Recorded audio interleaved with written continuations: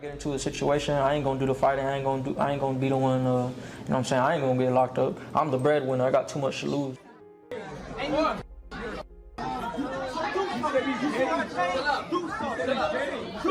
People faking parts of their life online isn't exactly breaking news, and especially on TikTok, where putting on a mask is practically the brand, but very few manage to build their entire identity around something they're not and then get exposed and humiliated on live streams for the whole world to watch in real time. Meet Josiah Cain de la Fuente, better known as D. Cain, the self-proclaimed gangster boss of San Antonio, who somehow turned cringe into a full-time career. This guy didn't just claim to be in any gang, he claimed to be part of MS-13, one of the world's most violent and ruthless gangs. He even tattooed random ink all over his body, including the number 13 right on his forehead, just to look the part. You like Matthew Cain?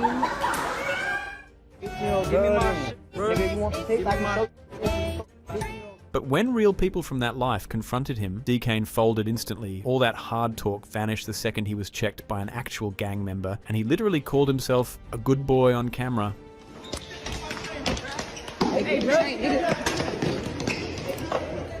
And when his chain got snatched at the mall, same thing. He just stood there watching it happen, doing absolutely nothing, while the boss image he built crumbled in front of everyone. And that's not even the worst part. Behind all the fake tattoos and cheap bravado are actual allegations: grooming underage girls, physically abusing girlfriends, assaulting his own grandparents, bragging about stolen clout, and somehow still acting like he runs the streets when he can't even keep his own drama straight. But this is just the beginning. D. Cain's rabbit hole goes way deeper and darker. And then it said 20. I was like, you're 20. Oh, I was like, oh, I'm 16. He's like, okay, that doesn't matter. He's a midget, that's psycho.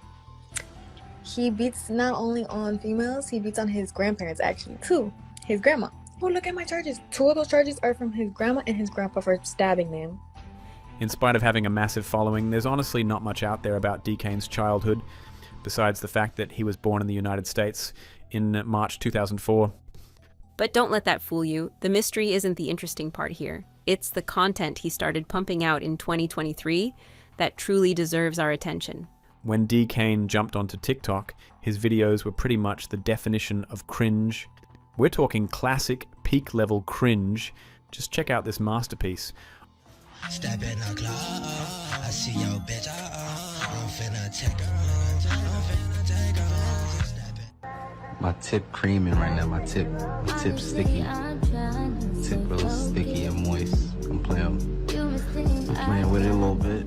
Honestly, I'm left wondering, what's the actual purpose here other than inducing secondhand embarrassment? Initially, there wasn't anything super controversial about him. He was just your everyday TikToker trying a bit too hard until the internet detectives realized something fishy.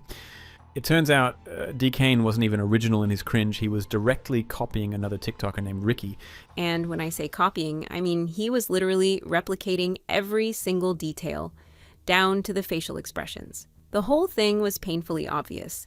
Same exact, what is it, the letters right here? What do you have right there on your cheek? This is Korean. Oh, and his is Chinese. Yours is different. Okay. You act like people don't get tattoos on the sideburns right here. Okay, my fault. I didn't know you created that. That's cute. Let me see, what does it say in your knuckles? What does it say, West? Ricky has that. Isn't it crazy how Ricky has the same exact west side, like west right there? Chat, this is why he thinks I'm not being honest, because his head is so inflated. He thinks that he's so up here that when I be honest, you think I'm lying because you're so up here. Naturally, this sparked some beef between the two.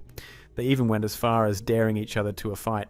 Why don't you teach me? Who's they? I don't care about they. Dang. Come on. So come on. I'll put 5 bands on it. Let's do a boxing match. I don't care about the money. You don't care about the money? I don't care about money. I'll fly you out to me. He's on house arrest. Because I'm your daddy. I'm on house arrest. You gotta come to me. You gotta fight inside his house. I'm gonna have to beat you up in your own. But honestly, watching D. Cain trying to play it cool here, with all that excessive lip touching and nervous eye movement, you just know deep down he was low-key terrified. It's almost kind of sad. Almost. But let's be real. All this drama amounted to nothing because at the end of the day, no one was actually interested in D. Cain. If anything, he became a laughingstock for how he looks. Just take a look at how TikTok roasted him mercilessly. I'm feeling sparkly tonight. How are you feeling tonight? Sparkly?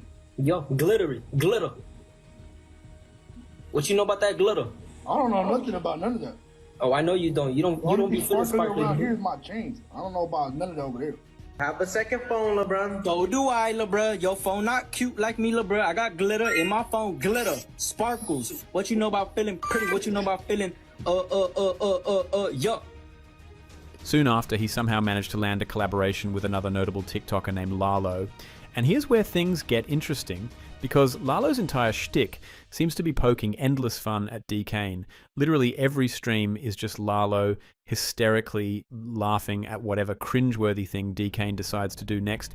Yet, bizarrely enough, Lalo is not the villain in this story. In fact, he's probably the closest thing D. Kane has to an actual friend, offering him advice and genuinely trying to steer him away from his questionable antics. I'm gonna suggest one good thing to you, not in a bad way, but we already seen how you got pressed, right? You're not from the set, even though you're from El Salvador, doesn't mean you're from the lands from out there. You ain't from the lands. So far you, I'd really go get that 13 removed. You know how bad you're making real members look? Bro, you're not a member. Go take that 13 off your face. You're not stepping. You're not really clicked up with nobody. Bro, go take that off, and I'm telling you, that's the right thing to do. You are not no member, bro. If you ever go to jail, bro, they're going to put you in gang unit. The moment you go to, right? The moment you go to gang unit, they're going to be like, hey, what's up with that 13 on your face? Bro, they're going to smash you out, bro. I don't want that for you. I know you might go to PC. I don't know. You might be some little scary kid. I don't know. Me, I go GP. You know what it is. But bro, the moment you hit a yard and you got that 13 on your face, bro, a lot of people got beef with a lot of people. And for you, it's over with. This oddball dynamic actually gave D. Kane's account a pretty big boost. He gained thousands of followers in just 4 days. But did this newfound fame inspire him to create better content? Of course not. Instead, D. Kane doubled down and started making mukbang videos. Picture it, just him sitting awkwardly in front of food, making everyone watching deeply uncomfortable. Yeah, Lalo is not cool with me. I can't have you. Lalo would not want to go live with stuff. And just when you think you've seen it all, here's another mukbang that's guaranteed to churn your stomach even more. I mean, seriously, brace yourself.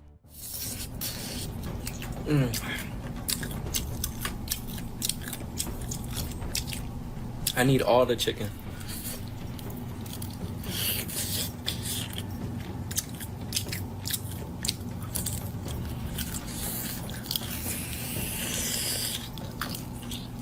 Funnily enough, his obnoxious chewing got so infamous that someone actually asked him about it in an interview. What about like on TikTok Live, whenever you be like, they be talking about, because I already know they were commenting and they were like, hey, why do you chew like that, bro? Like, you don't chew like with your mouth closed. They're like, bro, you need to show your manners. Like, you chew like that, like in real life too? Nah, not in real life, nah. That's more. Is that cat? It's just for the live, like, it's just for the live, like, I used to when I was younger, but nah, I don't know. But this is nothing compared to the absolute chaos that unfolds next in the D. Kane saga, because trust me, things escalate very quickly. Throughout his videos and streams, D. Kane tries so desperately to convince everyone that he's a gang member. Honestly, this whole tough guy facade probably stems from his insecurity about his physique.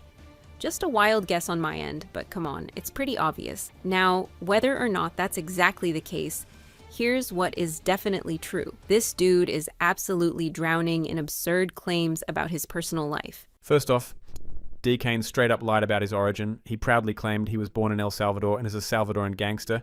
Damn. All right, bro, we gonna roll into these questions right here. Where are you from? Where are you from, bro? I'm from Salvador, but I grew up in San Antonio, so Texas, basically. Oh, okay. Because they were talking about, like, in the comments, they're like, he's Mexican. You ain't Mexican? Like, at all? No, yeah. So, like, you, like, kind of mixed? Yeah. Oh, okay. But you're Salvadoran, though. That's what you identify. Yeah. But guess what? His own girlfriend threw him under the bus, spilling the beans that he's actually Mexican, born in Mexico. And she didn't just pull that out of thin air, she got the receipts directly from his own grandfather. Talk about being exposed by your closest circle. This is gonna break everybody. Y'all He isn't Salvadorian, by the way. That's a lie. He's Hispanic. What is he? He's from Guatemala. He's not Salvadorian. What? That third What is he? is fake. He's Hispanic. He's Mexican. Damn, people thought from Guatemala too. His own grandpa snitched him out to me. I was like, yeah, he's Salvadorian. Like, where he comes, like that's where he comes from. And he looks at me. And he goes, no, he's not. Yeah. But the best part isn't even the lie itself. It's why he lied. Turns out DeCane claimed to be from El Salvador, specifically Guatemala, which doesn't even make sense, by the way, because he wanted to further hype up his gangster persona. Here are a few more hilarious fails from our wannabe gangster. First, the dude can't even speak Spanish. Like, if you were actually from El Salvador or Guatemala, you'd probably manage at least a couple of coherent sentences, right? But nah. You know what I was gonna tell you, bro? How are you from El Salvador and you don't speak Spanish? You don't know my backstory, kid. You don't know my backstory. Bro, Chris knows the back pretty well, but he was don't act like we're in a movie right now and you know my origin story. You knew my origins. Oh hell no. Hey, so you don't speak Spanish? Then things get even more humiliating when real gang members hop onto a stream with DeCane, calling his bluff in real time. Our tough guy not only failed miserably to back up his claims, but looked genuinely terrified throughout the entire thing. I don't know. That's DeCane right there, though. I'm with DK, dog. You DeCane? I'm with DK. What you like about DeCane? I'll give him the benefit of the doubt. Like, what benefit of the doubt? I gotta give him a chance, man. You gotta give him a chance? No? You see that? My boy Lefty said, "Put you the long I gotta way." give you a chance, man. No, for sure. You with me? I mean, if we rocking with each other, we rocking with each other. Where the hoes at? You got hoes? Nah. Where the bitch at? You got no bitches? Where you at, Texas? Yeah. Where you at, 13? You sureño? You know what I'm saying? 1-3. Are you sureño or not? It's that 1-3 life. Where you from? Why you asking where I'm from? Hey, where you from? What gang? Where at? What city? I'm from Salvador. You're from El Salvador? Yeah. Don't do that. Don't do that. What gang are you from? We're not doing this on TikTok. Man, dog, bang your We're not doing this on TikTok. I'm from King Chapel right 13. Bowen Park. Where are you from? I'm a good boy. You're gay. That's just. Hang up on him.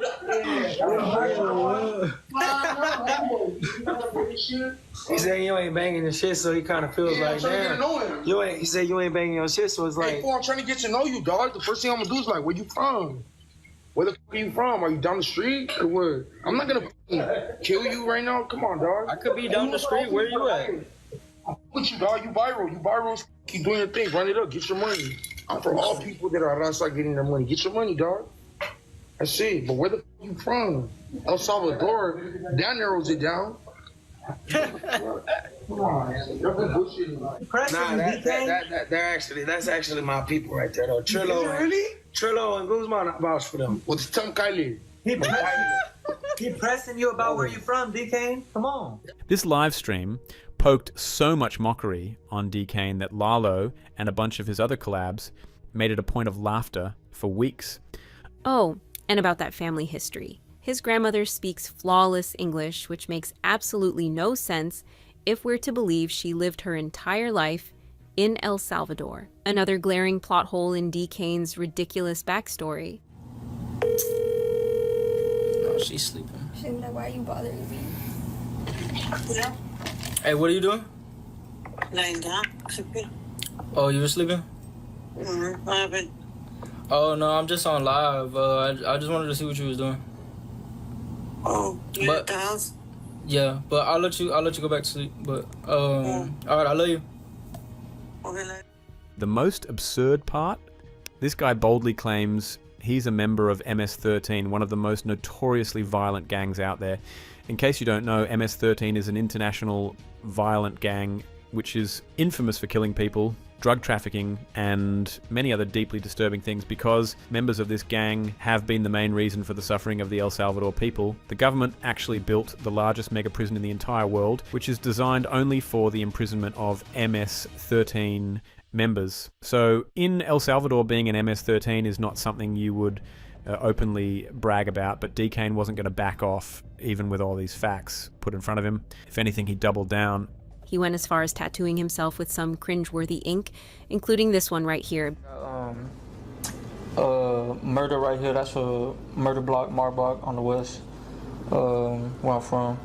I got a spider web on this side. That's just for to fill that piece in. I needed something to fill in right there. So I got a spider web right there. Oh, you got this one too? Oh yeah, I got this shit over my eyebrow. But wait, it gets worse. He even replicated tattoos that actual MS-13 gangsters have. At this point, it's not even funny anymore. It's downright disturbing how deeply he's bought into his own delusions. And then you got the 13 too. Yeah, I got the 13. I got, I don't know. A lot of people always point out down and they be like, "You need to remove down." I got a big ass 13 on the back of my neck too. Oh, you got a big ass one? So if you looking, you know, you see me walking from the front, you're gonna see the 13. You see me walking from the back, you're gonna see the 13. Like it's. But all of this talk was just talk until reality slapped him square in the face. One day at the mall, a group of guys actually stole his chain. And what did our tough guy gangster do? Absolutely nothing. No, he took my turn.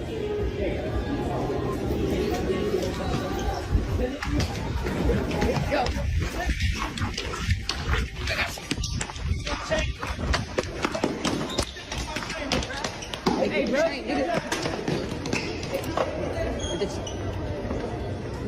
I don't know much about gangsters personally, but I'm pretty confident that's not how real ones handle things. Later, when he finally caught up with the guys, things got even messier. Turns out they confronted him about allegedly hooking up with a 15-year-old girl. Yep, another massive embarrassment in a long line of humiliations. You like Matthew Kane? Oh, they're making babies cry now. That's great. Why you 15-year-old girl? Nigga, you want to take like my 15-year-old girl, bro? You want to 15-year-old girl, bro? Give my shit or not? You want to 15-year-old girl, bro? This nigga like 20-something years old, bro. You gonna give me my shit? But of course, this is D-Kane, so embarrassment means nothing to him. When confronted for being a fake gangster, his excuses were straight up pathetic. He claimed he didn't go after the guy who stole his chain because, get this, the guy wasn't affiliated with any gang and he felt sentimental towards him. Seriously, man. Look, Lalo said, if you were on that type of timing, you would have did something to him. You representing 13, you would have did something to him. Now watch this. Why would I, a real active member, why would I do something? Hold on. Let's stop you there. A real active member? What are you active for, the cheerleader team? You ain't been in the screens. You're not really for the screens. Bro, he's not for the screens, Jay. He's not for the screens. Are you gonna let me finish? All right, go ahead. Finish. Anyways, why would I, a real active member, press this kid that's not even in any type of affiliation? Or he was just a random kid trying to get clout. So what type of points so let me stop you. Okay, hey, he said he was just a random kid trying to get clout. Okay, so you're basically saying if any kid wanted to out there, they could just come take your chain because they know now you're not gonna do anything about it. Is that what you're saying? And just when you thought he couldn't dig his hole any deeper, D-Kane contradicted himself spectacularly by saying he only stood by because his security wasn't there. Oh yeah, right, the security, because every hardcore gangster needs a mall security team. This pathetic attempt at saving face ended up being the biggest joke of all. That's not my... Is that your bodyguard? My security, Sliver. Is that your bodyguard you're talking about? Are you gonna show the picture that you were showing earlier? Look, your bro's bodyguard.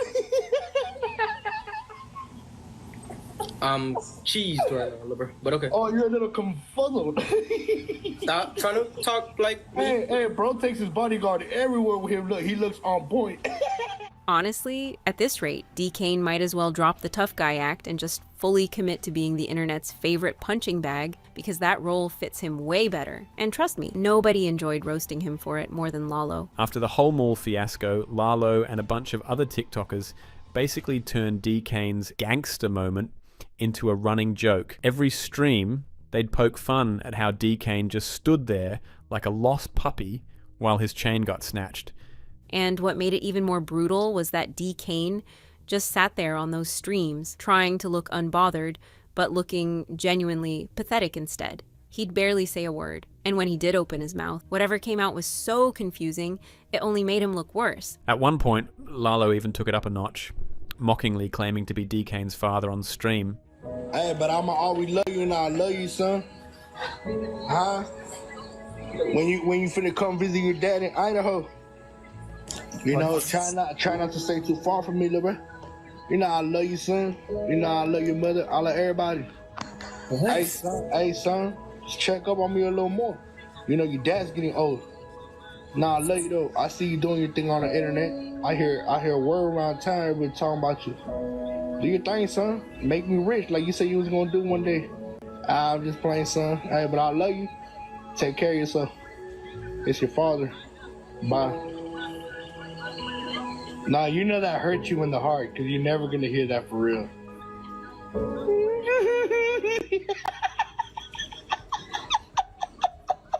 It was honestly hilarious to watch, but also painfully embarrassing if you're D-Kane. While he was busy trying to hold on to this tough guy image, everyone else was cashing in on the free entertainment of seeing him get verbally stomped on over and over again. D-Kane somehow even managed to drag the Island Boys into his circus, specifically Soulflyger, who's basically one of their spin-off clowns. Now, the Island Boys aren't exactly any better than D-Kane. If anything, they're probably worse when it comes to flexing fake gangster nonsense with absolutely nothing to show for it in real life. Yo, chain don't even make noise. Why you copying me? Yo, chain don't even make noise. I only have one arm. Exactly. You only have one chain. It can't even clang together. You see how big it is, though, right? Yeah. You hear mine though, right? Come on. I don't hear yours. Alex, ask him about Chris. Who's Chris? Who's Chris? Some dude that was outside the club. Proving who's really about that life, these two geniuses started comparing their tattoos, literally arguing over whose dollar store ink made them more street. Watching them bicker over who's tougher based on scribbles on their skin was peak internet comedy. And you have all them tattoos, and you're for what? If you was to go to jail, you would have a harsh time. If I was to go to jail, they send me straight to gang unit. Right. If you go to and jail, that's even worse. And that's even worse. And if you go to jail, they look at your tattoos. They inspect your tattoos, and they're like, "Oh, he's not affiliated with them. Send him over there." Oh, really? Really? Yes. Wait a minute. I do you even have a stomach tattoo? What? No, I'm asking you a question. You have a chest tat. And what does it say? Wait a minute. Hold on. What does that say? Dude, you're false. Bro, you're invalid. If I had my homies check you, it would be bad. Really bad. What? It's the truth. Why do you have that? You're not even cut. From the looks of it, Soulflyger's real problem wasn't even about D-Kane personally. He just couldn't handle someone else stealing the spotlight as TikTok's resident fake tough guy. So instead of staying quiet, he went full meltdown mode, trying to out-cringe D-Kane at his own game. He stood up and said, "What's up?" Like he's squaring up with the home. That's crazy. That's crazy. That's crazy. Oh my mama, that's crazy. This man is not confident. I ain't gonna hold you. That was a good one. Like if you were to actually be in front of me and you stood up and said, "What's up?" I ain't gonna hold you. Like that was good. Bro, just stand up, bro. Where? Say please. All right, please go. He still won't do it. Y'all see how I make him do what I say too, like. Bro, he still won't do it, y'all. Bro, if y'all clip that. Make sure y'all clip that. Yo, your girl. Make sure y'all clip that. I would have proved it by now. Fly tells D-Kane. Yo, guys.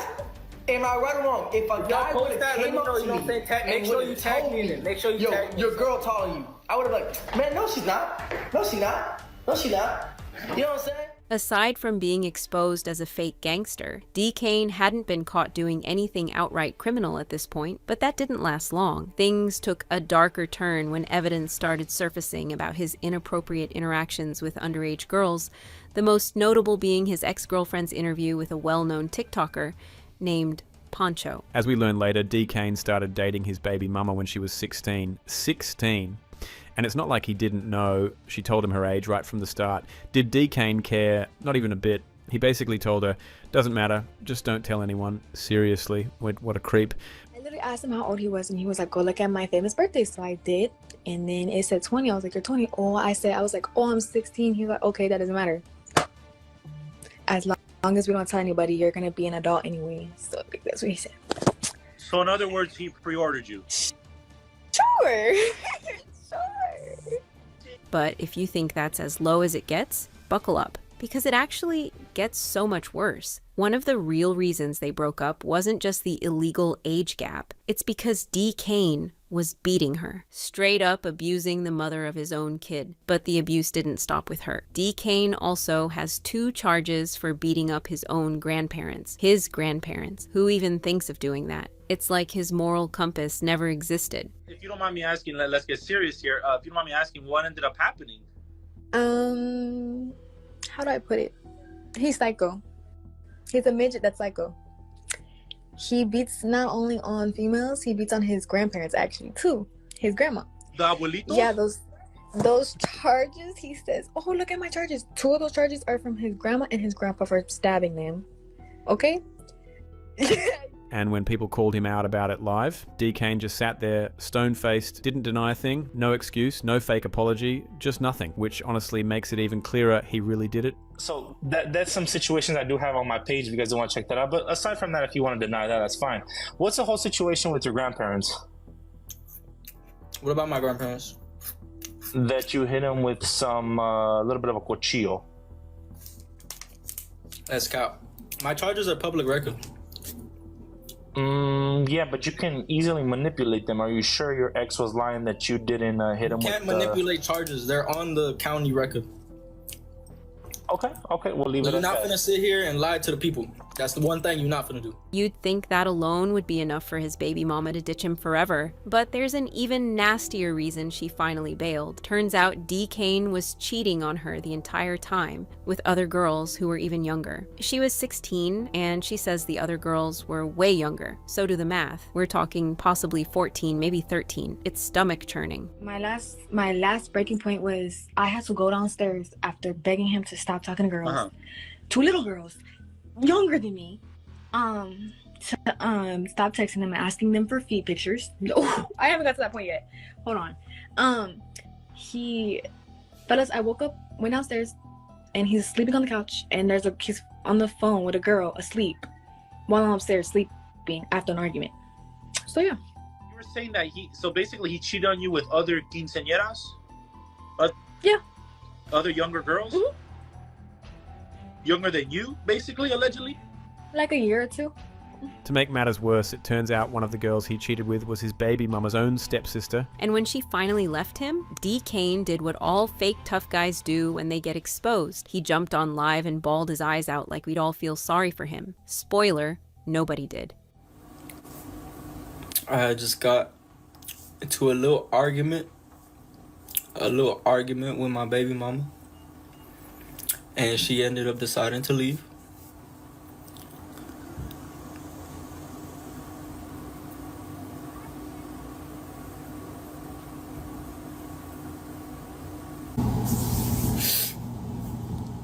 And here's where the creep factor goes nuclear. D. Kane has a foot fetish, which, fine, whatever, plenty of people do. But he made minors send him foot pics. There's actually screenshots that I have when I was with him. I was laying next to him, and girls were arguing with me. And a freshman girl, that's a freshman. Yeah. That literally just became a freshman. And his 23-year-old ass was asking a girl for feet pictures. Yeah. His ex even said he used to suck her feet almost every day. Having a fetish is one thing, dragging underage girls into it, that's not a kink. That's predatory, plain and simple. Why does bro have millions and millions and millions and millions? Not the same girl, different girls. From like years ago too. Honest hitting of girls' bottoms, chichis, feet. Yes, and on FaceTime with him and doing the dirt on FaceTime. So I also heard that allegedly he's into patas, like he's into fungus, like with the feet. What do you mean? Like he has like what they call modern day foot fetish. Oh. Can you attest for that? That's bad. Yeah, yes, that's really bad for him. Yeah. We talked about it actually a lot. Yeah, it was an everyday thing. He likes to suck. Yeah. Okay. Also, he was going crazy con la lengua. So why would I? Everywhere. Even on the toes. too. Bro, Hey, bro, so bro D gets off. Queen, Bro gets off. Bro gets off just looking at my toes. Like, bro needs some serious. he's really a lame. Like I'm telling y'all, he's not all that. Yeah, thank you. Bro needs some serious help then, huh? And then all that money. So here's how that disaster unfolded. After Pancho interviewed D. Kane's baby mama, the whole thing blew up overnight. Everyone started pressing D. Kane to respond, practically begging him to step up and defend himself. Initially, he tried dodging it completely, but eventually, the pressure became too intense, and he reluctantly agreed to join Pancho's stream. Yeah, so it was like a few weeks. But okay, basically, hold on. I'm speaking. Mr. Confuzzle speaking. Anyways, like I was saying, basically, like I said, it was about a few weeks. But are you laughing? Okay. Nah, proceed, bro. Why are you because I'm laughing? trying to get serious. This is a serious matter, like for real. But why are you laughing? No one's laughing, bro. Despite being buried under all these accusations, D. Kane did exactly what you'd expect. He denied everything. According to him, he only dated his ex-girlfriend for a few weeks, and the second he found out her real age, he immediately dumped her. He even went as far as claiming he never had a kid with her at all. Okay, let me ask you this. You said you were talking to her for how long exactly? And be honest with me here. Yeah, it was about like a few weeks. Okay, because she sent me her identification. You know when you get an ID in high school? You see what I'm saying? Yeah. And in the ID, it shows 2024, 2025, and it matches that she's a youngin. Yeah, which is why I stopped talking to her. And she's lying about. She's lying about like being pregnant, this and that. She's not, by the way. So I don't have a. She's not pregnant, so yeah. The funny part is he's not even good at lying. Evidence disproving his claims is literally everywhere online. There's no shortage of proof that he's straight up lying through his teeth. If I'm taller than you, you don't get to disrespect me. Tell him to stand up. Not taller than me. Maybe wear some heels and then we'll talk. No, and if you say that you're not taller than me, we can meet up because you're like 20 minutes away from me. So you let me know. I don't need to meet up with you. I got a baby mama. I don't need to meet up with you, lover. Good for you. Do I need to add Ruby in? You're still shorter. You're still shorter. But things are even messier. From the get-go of this interview with Pancho, D. Kane was defensive as hell, dodging questions, contradicting himself, and trying desperately to confuse Pancho by changing his story every 5 seconds. At one point, he even slipped up by randomly claiming she was actually 18. Because when we didn't even talk for that long, and she was like, I got a job, this and that. I can't talk much. So we didn't really talk much. So then what about the whole pregnancy then? Huh? The whole pregnancy then? Y'all didn't talk that long, but she was... You didn't let me finish. You didn't let me finish. Okay, sorry about that. Continue. Sorry about that. But yeah, and then she showed me this ID. I was like, all right, for sure. And basically, she was 18. But yeah, anyways, back to what I was saying. I stopped talking to her. I'm trying to pull up the screenshots. Hold on. After sitting through D. Kane's half-baked excuses, Pancho wasn't having it. He came right back at him in that same interview and dropped all the receipts, every shred of evidence backing up exactly what D. Kane was being accused of. And from that moment on, things went from awkward to explosive. Instead of clearing anything up, D. Kane just crumbled even more.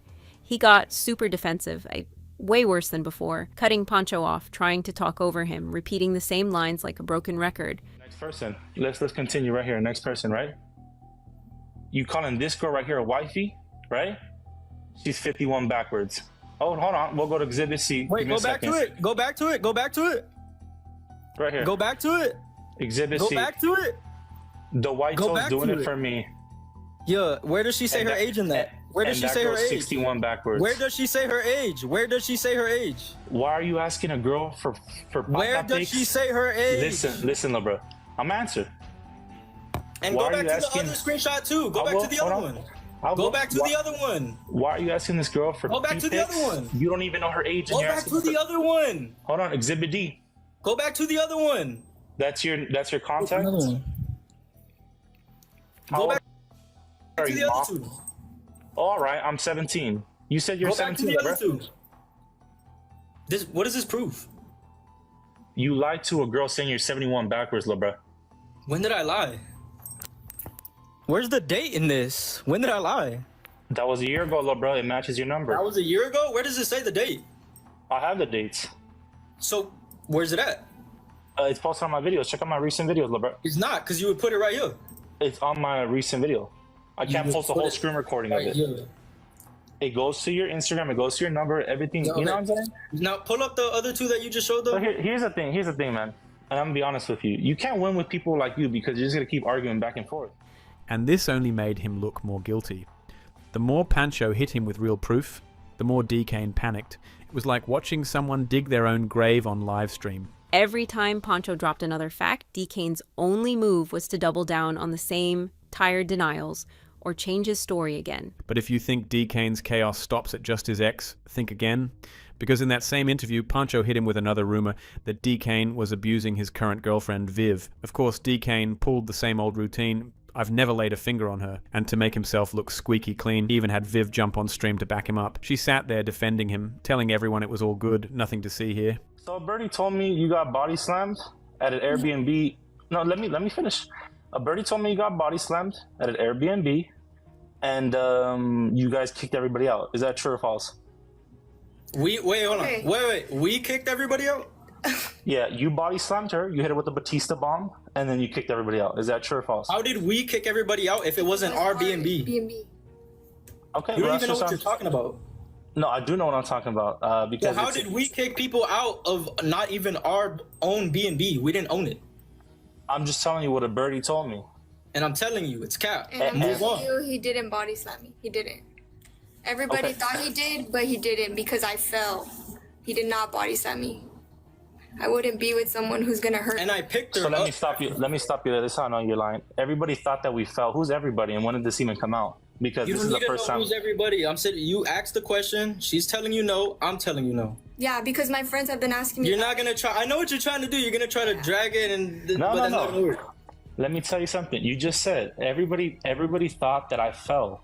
So how does everybody know about the situation when this is something that was? I said everybody thought the people that were there texted me after the situation. They're like, "Did he do that?" I said, "No, I fell." So I said that. Okay. I don't need a further explanation. You didn't body slam me. Okay, that's fine. We'll go with that. Yeah, give her a little smooch. We're good. Give her a little smooch. Another one just to fix everything. Okay, cool. Yeah, because you guys do argue every day, but that's fine if you don't want to. Okay, if you're gonna sit here and cap, but I'm gonna leave because you don't know anything about it. Okay, that's fine. This is about no. Wait.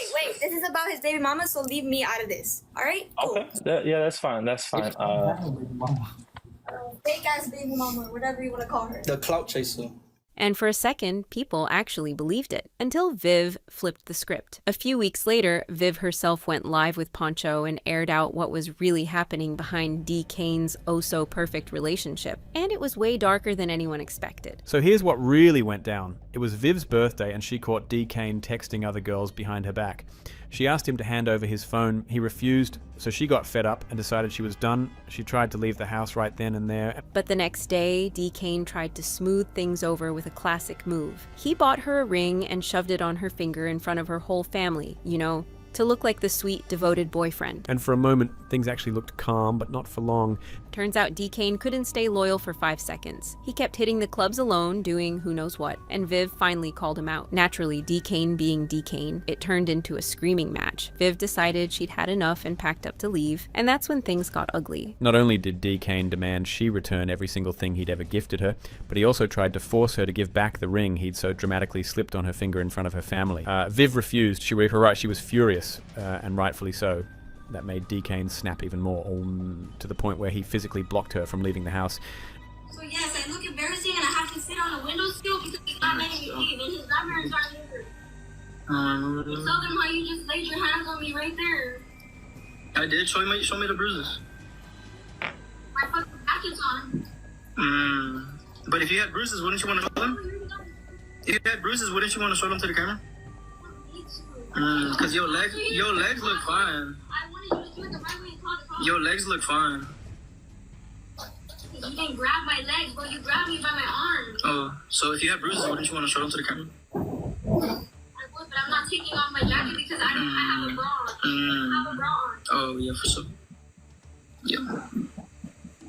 Instead of recording me, you could call the cops and we could get this settled. I'm not going to. I don't need the cops. Somebody call the cops! Alright, yeah. Don't be yelling like that. Somebody call the cops! Somebody call the cops!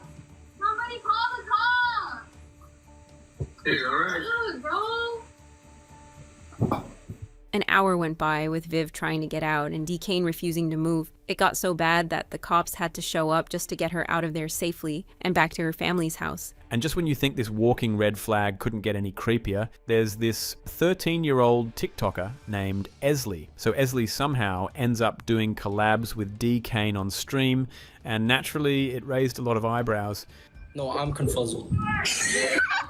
Why do you move your head every time you talk like? Because, like, you, what, like,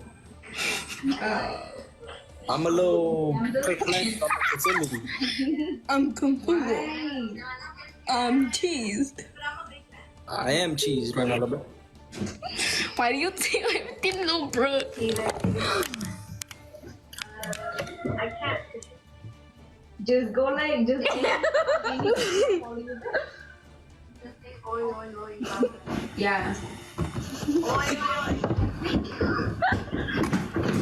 Yo, bro. Is she good? For real, you ate that up. Oh, yeah. No, oh my God.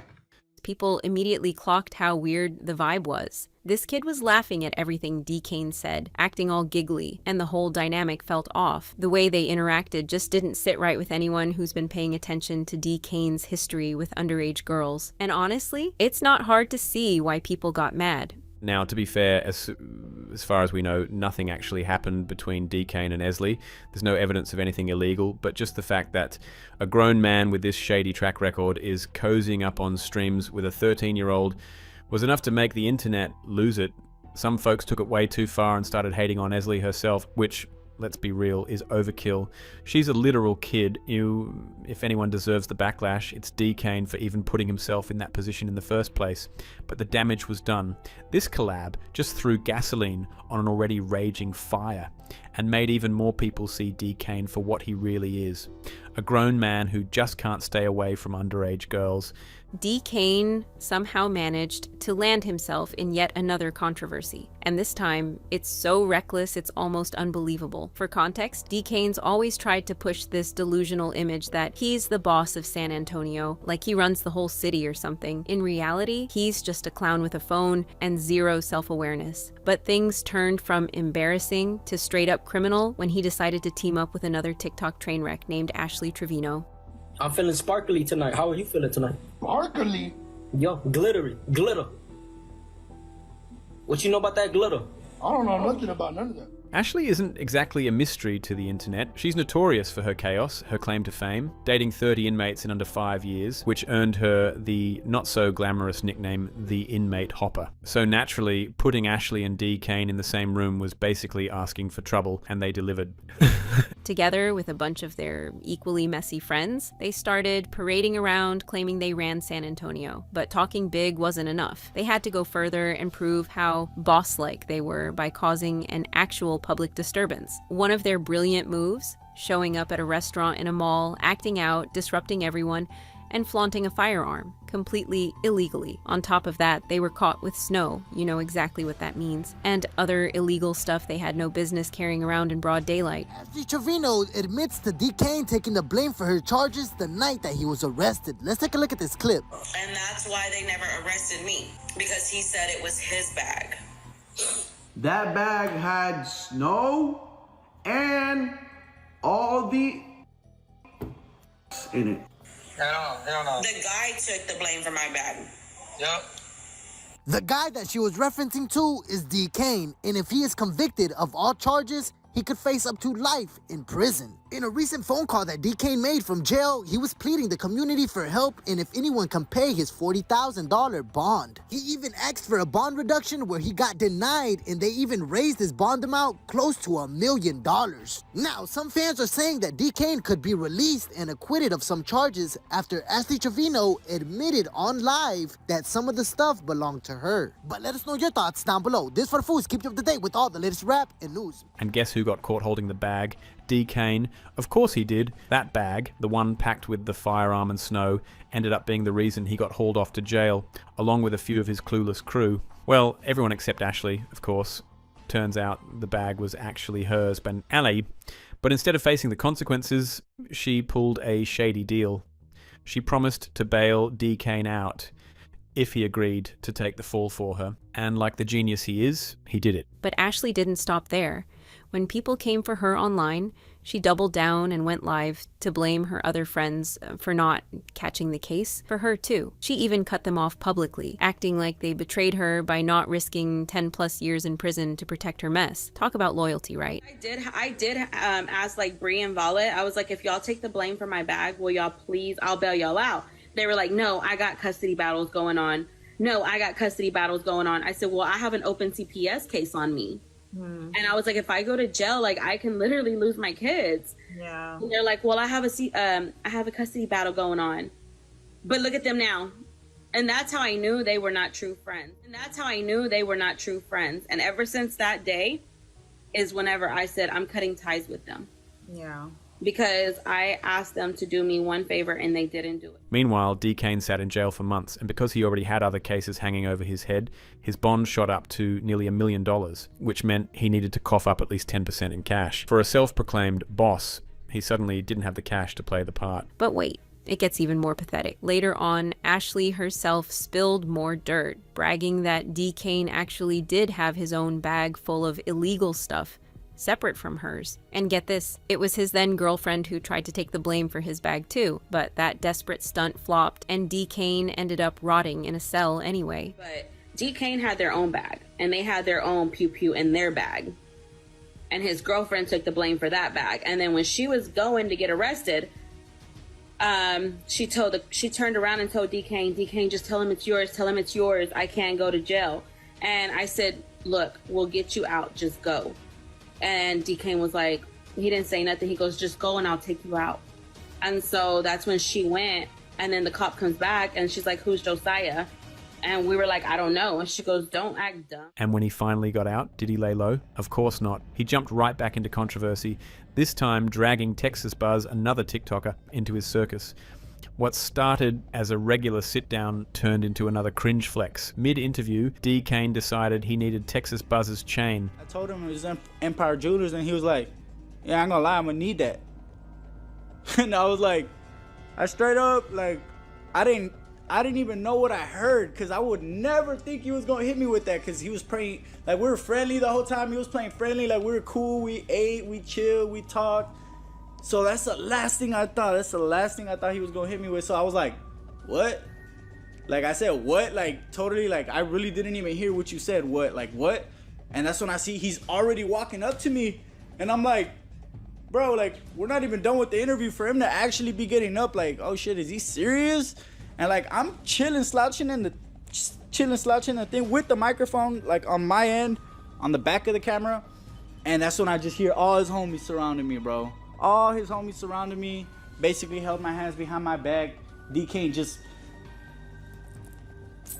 takes it off, bro. Straight up takes it off my neck, doesn't break it off, doesn't snatch it off, doesn't nothing. They were just holding my hands back and they cut my camera off, but they left everything, brother. But he didn't stop there. He immediately ran to Instagram Live to gloat, bragging to everyone about how he just snatched someone's chain like it was nothing, claiming that's what real gangsters do. And there it was again, the same recycled tough guy act that's landed him broke behind bars and the butt of the internet's jokes over and over again. Hey man, y'all know what's going on. Sato, Texas Buzz chain, you know what I'm saying though? Shit was looking too nice, you know what I'm saying though?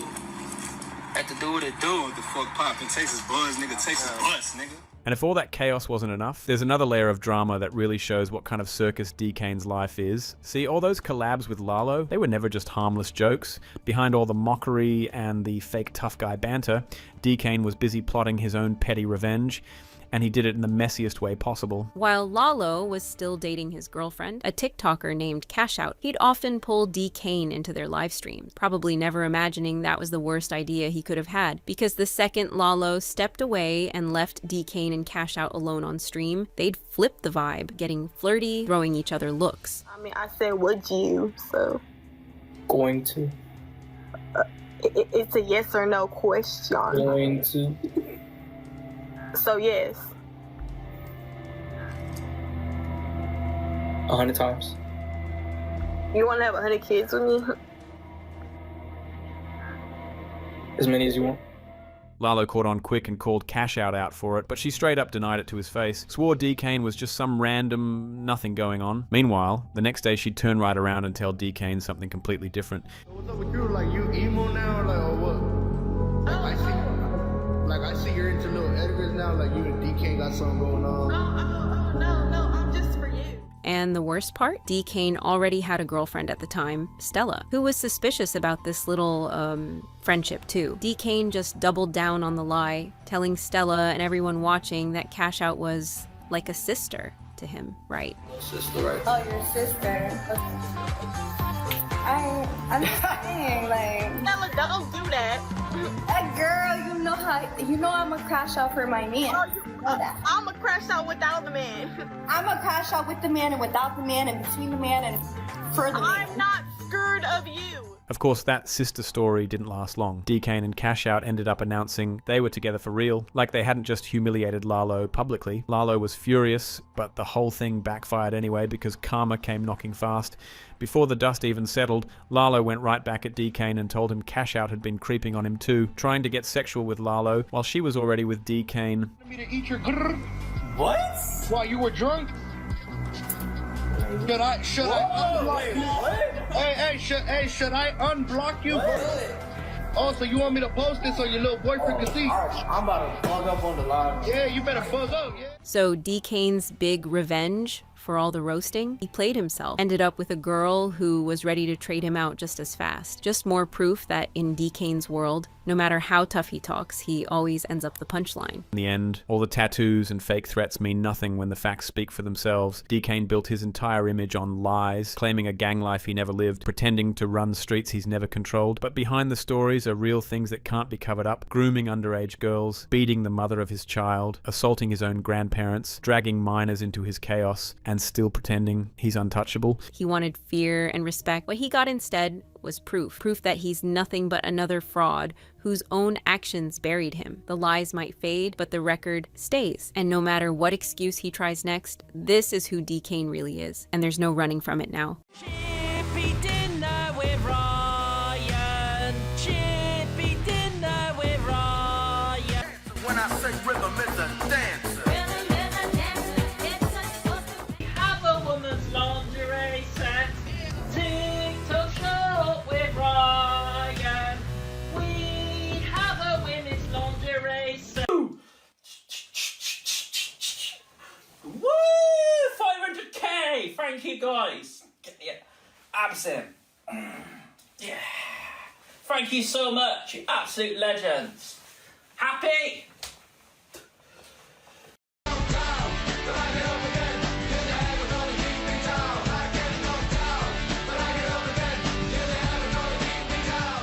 Day in the life of Ryan. We got ready to go out and then we grabbed me Mastragini key and went train spotting. He built a following on TikTok by sharing simple train spotting videos and personal updates.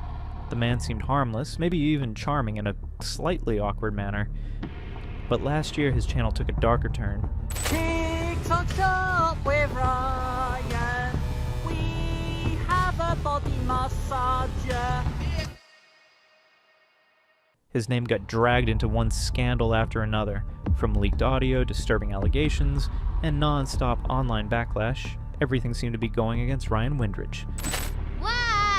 Everyone found out it was me.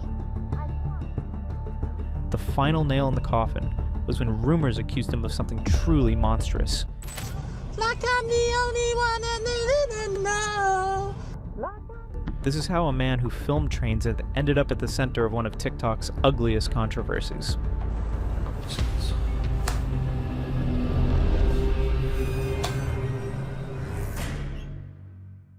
Ryan used to be a beloved TikTok content creator whom people turn to for relaxing and informative content.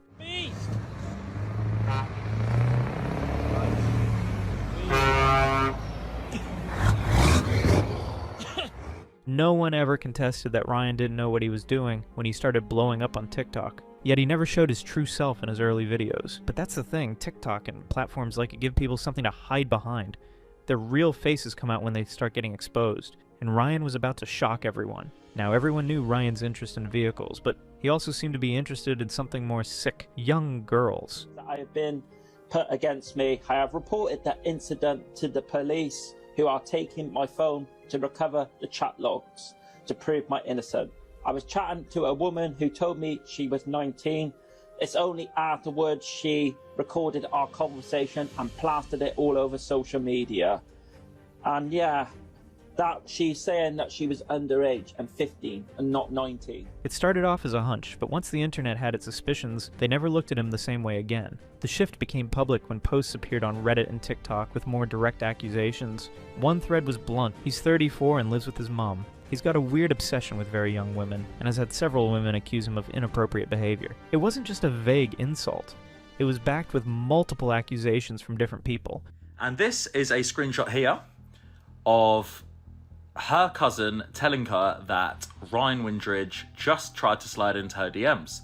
Now, of course, we know that Lana's cousin just turned 18. So what on earth is a 34-year-old man trying to slide into a freshly 18-year-old's DMs? In terms of social media drama, where creators can go from beloved to hated in a matter of days, this was serious. Soon after, a separate post emerged with the title, "TikToker Ryan Windridge caught talking and trying to meet a 15-year-old girl." Now, the accusations spread like wildfire. The internet doesn't tolerate PDF files, and Ryan found himself under the watchful gaze of his fans, who were wondering if they knew him at all, trying to see just where he slipped up in his online persona and showed glimpses of the monster he hid. He's messaged a 15-year-old indecent stuff, and there's no denying that, and he's even admitted that. She might have told him that she was 19, but at the end of the day, if you're not 100% sure, then don't do it unless you 100% know. Do you know what I mean? Screenshots circulated, though the authenticity was debated. People began stitching his videos with commentary, questioning his motives and interactions with fans. YouTube creators made videos with titles like TikTok's newest alleged creep, Ryan Windridge, and the disturbing case of Ryan Windridge. Anyone could tell where this was headed. It was an accusation of predatory behavior, and it was backed up with hard facts, or at least it seemed to be. For longtime viewers, it was unexpected. They remembered the train videos, the cheerful cameos, the man who waved at locomotives. Join me today as we're ready to go out, but where are we going? We're going out in my car, train spotting. Here's the first train, a DBSO with a 37-610 on the rear. Sadly, it was coasting and it wasn't great. Now, the conversation was about his private messages, his alleged interactions with minors, and a growing list of people claiming he had crossed boundaries. When the first wave of accusation is hit, Ryan addressed them indirectly. He posted videos calling critics bullies, trying to ruin his reputation with no evidence. But currently what we've got is a bunch of bullies online bullying Ryan. And in public. With no physical evidence other than a conversation which states Ryan was speaking to a 19-year-old. And yes, he may have sent sending explicit photos, but you don't know the full story. And the fact is, I save stuff now. This is it. He framed the situation as online harassment, saying people were trying to ruin his life. Some of his audience believed him. I am not attracted to literally all these other content creators and haters are literally trying to destroy my life, making it so I can't do anything. They argued that this was just another case of cancel culture targeting someone who didn't fit the mold, but others weren't convinced. They noticed patterns in the way he interacted with certain fans. In comment sections, people began sharing personal encounters or stories they had heard from friends. One user wrote, "I got cold shivers hearing this. Ryan gives me huge red flags in the creeps. He'll be on a register someday, I'm sure of it." Another added, "This is actually haunting. Who is this guy? Do I even want to know?" The conversation had moved beyond whether a screenshot was real. Now it was about a perceived pattern of behavior.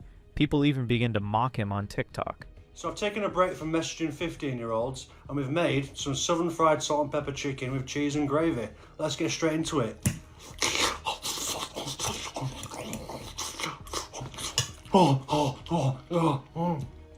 You know what, apart from being a dirty nonce, this is actually quite nice. The internet community was connecting dots, pulling up old videos, and suggesting that the signs had been there all along. I didn't know months ago. I got the screenshots on Friday, and I've just shown you. I have literally just shown you. No, I've said I don't think I'll be collabing with him again. I'm just staying civil with him. The debate wasn't just whether the allegations were true, it was whether people had ignored them for too long. This is the worst thing that can happen to a TikToker or a social media star, because people tend to bounce back from other types of scandals, but not allegations of harassment, especially that of younger individuals. The situation started taking its toll on Ryan. His videos used to show someone with a cheerful personality, but that mask was now slipping. I didn't want to put the flash on, did I? Oh, thank you for the To get a better sense of his descent from one of TikTok's most liked to one of its most hated influencers, it is important to look back at the very beginning of the saga. Ryan Windridge started out as a TikTok creator from Gloucester, England. Right, what's this I've been tagged in then? Why the hell is he spray painting a train? Why do people spray paint trains? It does my head in, like. Why vandalise trains, man? Go and paint something at home. Gee. His early videos were innocent. Footage of passing trains, light commentary about his day, and posts about his love for railway culture. Welcome aboard Prouts Overbridge. Today we're doing some train spotting. Here's a DB Class 66. I love a good tug, I do. I'm only messing. There used to be Class 60s on this, but here's a DB Class 66 shed. Here we have the DB 66. People subscribed because it felt different from the usual TikTok content. There was no aggressive marketing, no dance trends, no yelling. Yes, guys, I've just been to beef burgers and fries. I have got, obviously, a beef burger and some fries. I am absolutely getting on the sesh again. I'm starting to feel drunk already. Good job I haven't drove here, eh? Yeah, I haven't drove. Just a man talking about his passion for trains. That was something many people seemed to relate to, watching trains pass by and noting their numbers. 37,610 did look nice though. It bloody started flashing at the next signal, typical, but it did sound immense in the distance. In other words, a far cry from the horrible and cringe man the internet now sees him today. TikTok shop with Ryan. We have a woman's dress. TikTok shop with Ryan. We have a woman's dress. While he was at it, he talked about his personal life in casual videos, replied to fans in the comments, and sold branded merchandise. Dinner break with Ryan. Today we got the Morrison Savor macaroni cheese. Smells really cheesy. Can't get any of it out. On Cameo, he offered custom shoutouts where fans could pay to have him record a personal message. For many at the start, Ryan was just a quirky internet personality. Some people thought he was a little out there, but others just chalked it up to his autism and moved on. He even got local recognition, appearing in interviews as the Gloucester train spotter. Are you into trains as well, or mainly does it stick I like to my lorries? trains, yeah. But sadly, the railway's dying in this country. All the good trains are going. What do you think about the HS2? I prefer heritage railways, and I prefer the old British Rail Have diesels. you ever been on like the, what's it called, the Belmont or the Victoria's Button or something like that? I went on a rail tour last year. There was nothing about his early content that suggested controversy.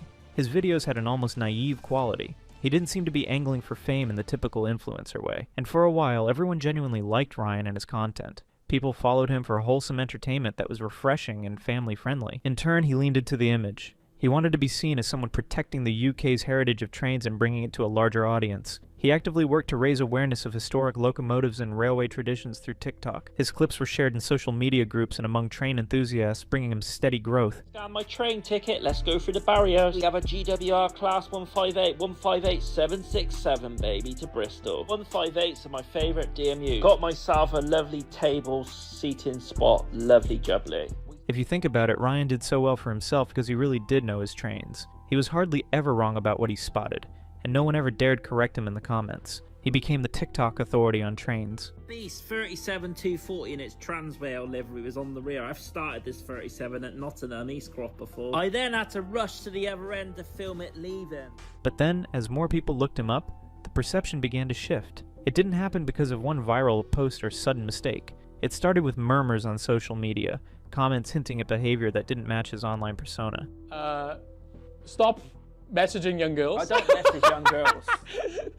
Stop Snapchatting them. I don't Snapchat. Okay, don't actually, okay, that's a good rule. No sending to anyone. Yeah, exactly. Ryan was suddenly the talk of the town, but not in a good way. The kind of talk that makes people scroll back through someone's content, wondering if they missed a red flag. Still, while Ryan was getting more online backlash surrounding his name, there was not much to back it up, until one piece of evidence revealed a reality worse than anyone imagined. Ladies and gentlemen, I've just released a video on the most controversial man on TikTok. You may be wondering who that is. It's Ryan Windridge. He's got some big allegations against him. I mean, if you don't know the allegations, I'm not going to say it. It's in the video. Go check it out.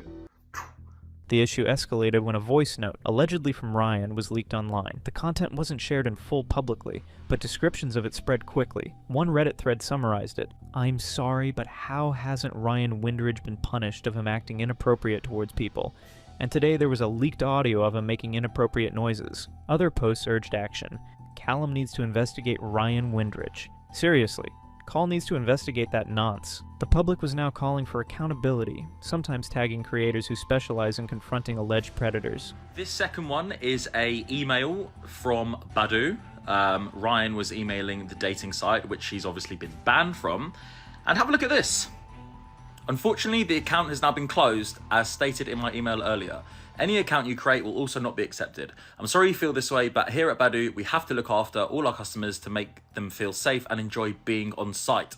The audio leak gave new weight to the accusations, and the tone across social media shifted again. So what began as suspicion was now framed by some as confirmation. In the eyes of many, the train spotter was no longer harmless. He was a potential predator who had to be exposed. As the accusations started to mount up, Ryan didn't back down to make or even try to do damage control. Instead, his uploads became even more unhinged as he tried to remain relevant on the internet. Thank you.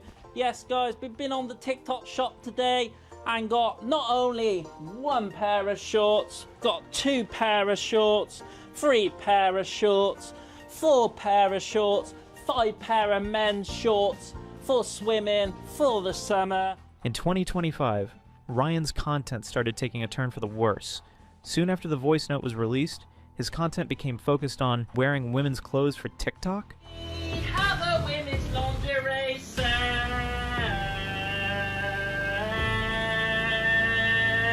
classes. Thank you. Yes, guys, this comes in green, red, white, black, 4 colors. It seemed harmless at first, but the clothes started to get more intimate, and it stopped feeling family friendly. Because who on earth reacts to accusations of harassment and pedophilia by doubling down on the weirdness? Now, Ryan knew all of the backlash was happening. He would run into people while making content who'd ask about the voice note. He'd simply brush it off or play the victim until the community decided to take matters into their own hands. So let's react to this Simple Suman video. Ryan Windridge, you need to be careful, mate. Oh God, Simple Suman said I need to be careful. Putting a video out like that. I mean, do you want me to tell people stuff about you? Yeah, go on. Tell people stuff about me, Simon. Go on. Go on. Maybe the appropriate stuff you were saying about Keely when we was out the other night. I was saying some really lovely, appropriate stuff about Keely the other night when we were out in Fever, Gloucester. And you were like, oh, thanks for your kind words, Ryan. Now, there was an organized pushback. Fans used online petitions demanding the removal of Ryan's content from TikTok and Cameo. One petition stated, "Recent information has come to light regarding his inappropriate and reprehensible behavior. With Windridge being investigated by Newcastle hunters and exposed for messaging minors, this doesn't read like a fan taking offense. It reads like coordinated action." The petition gained hundreds of signatures quickly, and comments grew more pointed. More people came out about their stories of how Ryan was weird to them online. Ryan Windridge. I used to talk to him. Oh, did you get with him? I never got with him. It would have been a no anyway, but... People were talking about it everywhere. One person wrote, "I do not want my young son accidentally scrolling onto his content. It is not appropriate." If a 34-year-old man thinks it's acceptable to prance around in women's underwear for younger people to see, then he needs to come off TikTok. Another comment, blunt and emotionally charged, read, "Dirty nonce. Hope he gets banned." The outrage was impossible to ignore. His every move sparked fury and the whispers turned into the demands. The internet wanted him to be silenced before his reckless behavior scarred someone for good. On the platform side, TikTok and Cameo were forced to reckon with mounting pressure. Unlike these two platforms, many dating sites actually banned Ryan. Whether or not they took direct action publicly, the platform environment changed. Ryan's content was no longer seen as feel-good. It was an example of how unsafe the internet can be. The online retaliation against Ryan's content shifted. People wanted to see him punished, not just deplatformed. They wanted to see him excluded from public and social places. No one speaks his name. Is this the end of Ryan? As more and more fans and critics brought Ryan's strange behavior to light, platforms were forced to respond, or at least to evaluate. Ryan's digital presence was now watched with careful eyes. Just as backlash gained momentum, another wrinkle appeared. Ryan's collaboration with a creator named Grace. She was the last thing Ryan needed for his image. Day in the life of Ryan and Grace. Tonight we got a Subfocus concert, so first things first, let's jump into Bumblebee and head drive in and go to Westfield Shopping Centre, London. Here we are in the shopping centre. I love this green Toyota. Grace was an OnlyFans creator with a social media presence that many already found questionable. Soon, the entire situation looked like a disaster when the two of them began dating, and people simply weren't here for it. Large fries, 20 chicken nuggets. Here I am, the chips and Burger King are delicious. The chicken nuggets ain't great, McDonald's nuggets are better, and Coke's nice off a tap. I just rather have no ice in it. As the discussion intensified, the accusations against Ryan shifted. The story flipped. Suddenly it was clear he was the pawn, not the player. A user commented, "Grace has a long track record of attaching themselves to strange blokes with a following on TikTok to drive traffic to their OnlyFans page." The commenter further added about Grace's trends in changing boyfriends when she doesn't need them anymore. Ryan Windridge is just their new prey until that little collaboration stopped being lucrative for her, and then she will try her hardest to jump on someone else's bandwagon. What's crazy is that some people don't buy their relationship at all. For them, it was two content creators doubling down on bringing in views and money. I'm in Miller and Carter with Grace. Here she is drinking sparkling water. I was driving, so I had to have a J2O. Lovely, jubbly, delicious. Here's Grace eating scallops and pork belly. It looked absolutely delicious. I had cheesy garlic bread. There were even suggestions of mutual manipulation. Ryan is just as manipulative and as much of an attention seeker, but he hides it behind being autistic. I believe he's fully aware they're not in any sort of relationship, but he's playing a double bluff to keep Grace around as she's driving traffic to his TikTok page so he can keep some pennies coming in. All of the internet hate placed the Grace saga at the center of criticism. What's shocking is that Ryan was still posting TikToks they made together months after their breakup, even when she actively said not to. It adds another layer of objection. Not all viewers are mothers worried about underage content.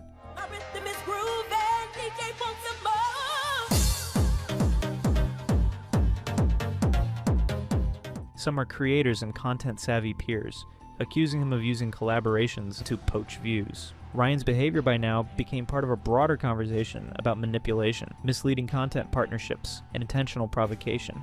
Now, most TikTok drama ends with someone losing followers. The case of Ryan Windridge is worse. People don't just want accountability, they want to see him arrested and gone from the internet for good. 5 people that I absolutely despise on TikTok and should not be on this app anymore. Straight away up at number 5, Ryan Windridge, everybody's good mate. Loves the trucks, loves playing with his willy.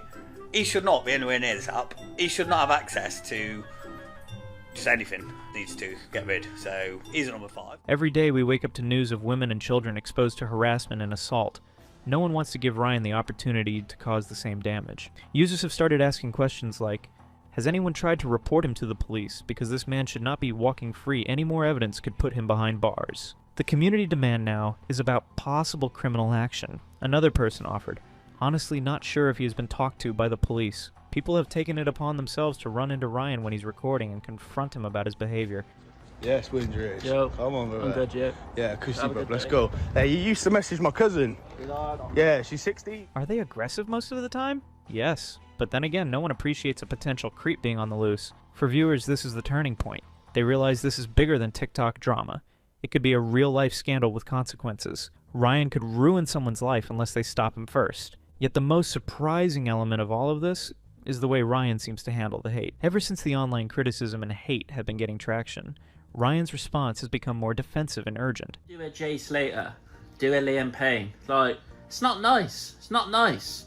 And it's kind of like, sick telling someone to do that. And it's also disrespectful towards Liam Payne and disrespectful towards Jay Slater. He posts reaction videos that drop the previous defiance. He knows he's cornered and doesn't understand how to act for the audience anymore. Now he claims the whole situation is a lie, but we've seen this type of reaction before. A victim card that's played when someone senses their digital platform is slipping away. Literally, I know what you guys are like. You've all got dirty mindsets, so behave yourself. And you, Jay, behave yourself. I just knocked my glasses off. But yeah, behave yourself. With Ryan's behavior becoming more suspicious by the day, everyone's dying to know, will there be consequences? And who will deliver them? So far, the internet has established that Ryan Windridge is a creep. His content has started to get weird. He is wildly inappropriate towards women, and even his relationships are manipulative. You know what you're doing. You're trying to make me look bad on live. I'm not. I'm really not. You did it with George as well. You're bringing up George. Yeah, because you used to. You're bringing up George. Because because he's a vulnerable person too. Get out of my house. But the call for a legal response to his online behavior isn't the worst of it. The real blow to Ryan's reputation came when Redditors put together one simple fact. The rumors that he was into minors were all true. This time, there were screenshots too. Come.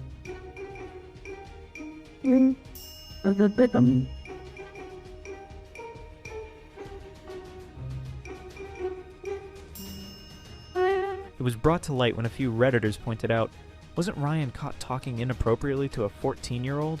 Name rings a bell. Another added, yes, and covered it up by saying she was actually 19 but pretending to be 14 to 15. These claims were reinforced when Ryan's ex-friend Simon Colbrand, or Simple Simon, came to the Easily Distracted podcast. He revealed that he does send pictures to young girls. Simon also went to call out Ryan for his behavior and even mentioned that he made inappropriate comments about Simon's underage daughter, Keely, when they went out drinking. There have also been people on TikTok who claim that Ryan would message when they were freshly 18 or younger. But still, I would say messaging a 19-year-old's pretty young for you. Yeah.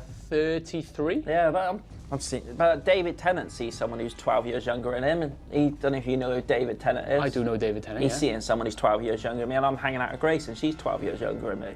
Now, it is an established fact that a few days or weeks after turning 18 isn't justification for someone in their mid-30s to chat up a young girl. All of these accusations established a pattern. Ryan would prey on young girls and then ghost them or be very dismissive when it would backfire.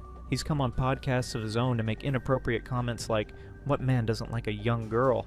when asked about the rumors. I suppose there's a trend of all these TikTokers going out with younger women. Yeah, there is.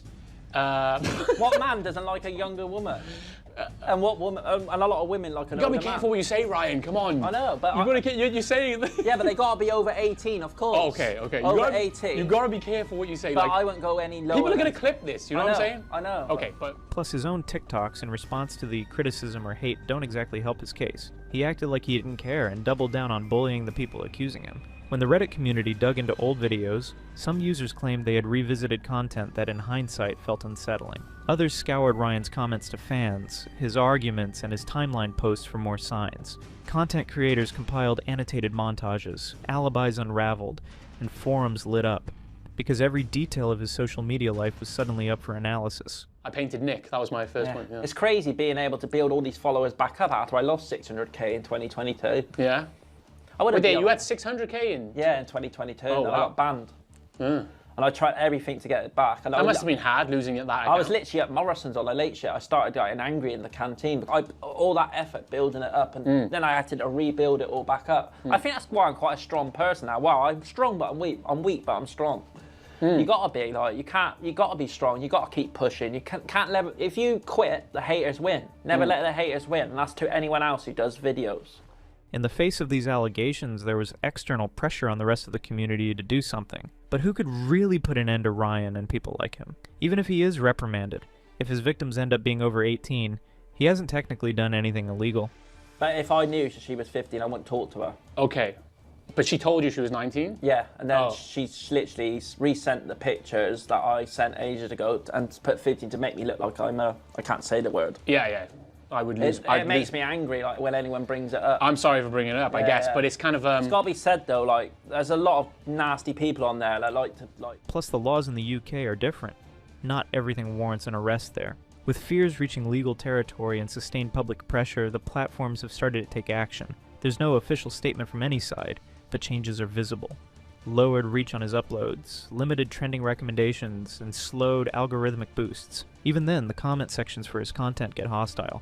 Viewers type, "You're done," and here comes the autism excuse yet again. These messages turned his content from unwanted into untenable. His tone also grew frantic.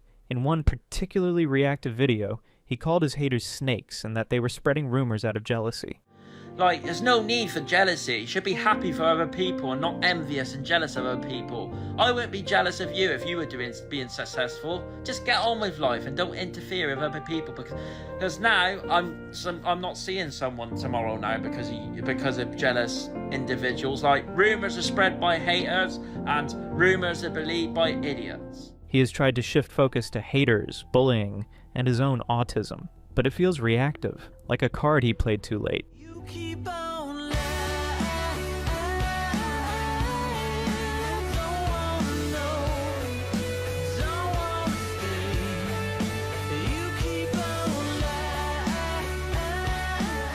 People aren't falling for his self-pity act. To them, Ryan is the only one to blame for everything that's happening to him, and the rest of the internet couldn't agree more. Not everyone saw Ryan's actions for the malicious intent they were, because while the internet is quick to hold influencers like Ryan accountable, it is also known for coming up with excuses to justify someone's behavior. Now we see that Ryan was getting a lot of hate, but at the same time, some people still support him. They can tell he's clearly autistic and feel that he doesn't have the mind to put something so sinister together. From where I currently stand, and from what I see, there is no reason for people to be calling him a...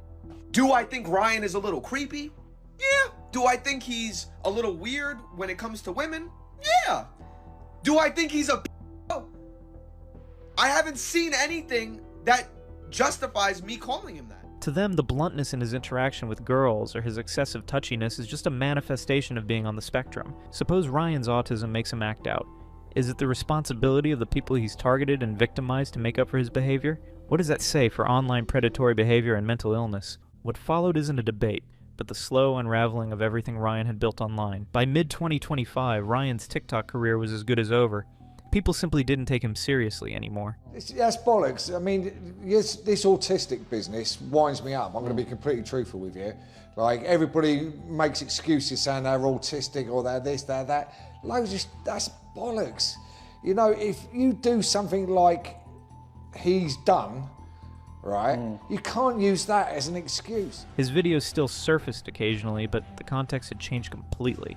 He wasn't known as the Gloucester train spotter anymore. He was a case study in how quickly digital platforms can abandon a content creator once the accusations start to pile up. Comment sections under his remaining videos were filled with blunt reactions. Users weren't speculating anymore. They were final in tone. He's also a massive predator, and every time he's rumbled up to no good, he waffles on, blaming it on autism. The TikTok and Reddit communities no longer debated the truth of the allegations. They had reached consensus. Whether platforms had formally acted or not, the court of public opinion had delivered its verdict. For Ryan, social media was no longer a friendly place. Lately, guys, all the cameras being stuck in my face is too much. It's like, Ryan, Ryan, Ryan, Ryan, Ryan, Ryan, Ryan, Ryan, say this, Ryan, Ryan, Ryan, Ryan, Ryan, Ryan, oh, say hello to my friend, Ryan, Ryan, oh, Ryan, stick the camera in his face, Ryan, Ryan, Ryan. Even if he were to change his ways, it would take years for people to forget what he's been doing. And the fallout wasn't just for him. His ex-girlfriend, people who've collaborated with the residents of Gloucester, all of them were sharing their 2 cents. Ryan Windridge's allegations. My thoughts. To tell you the truth, I'm so shocked. Like, I'm so shocked by it all. I really didn't think I'd actually be making a video on this, or that I'd have to. But here we are. For me, it's definitely a friendship I'm going to have to put behind me now. And I'm going to, unfortunately, no longer associate myself with him. Because all that's going to do for me is bring unwanted comments, unwanted attention that I don't want. Other creators who had featured him in duets or live-cut ties, it wasn't worth the risk. No matter how much he tried to grow his social media presence, no one wanted to associate themselves with him. He was a liability because if the internet can turn on him, what's stopping them from doing the same to others? Yeah, years ago, Look, years ago, yeah, I was a bit, I've admitted on my live, I was a bit pushy with like messages on dating sites a few years ago, you know? But at the end of the day, that's not me. You know what I mean? I'm not that person no more. Like, yeah, I mean, maybe it's because I was in the care system, and when you're in the care system, you crave love, you know? He wasn't getting any offers anymore either. Many city authorities on trains used to promote his content, but took a step back from him as well. Since he was getting flack for his actions, no one else wants to be involved. Despite all this, Ryan attempted posting bizarre videos claiming innocence, insisting that haters were manufacturing lies. Back to the myth, 'cause you're going round in circles, and everyone knows you're trouble, 'cause you're written in a big book.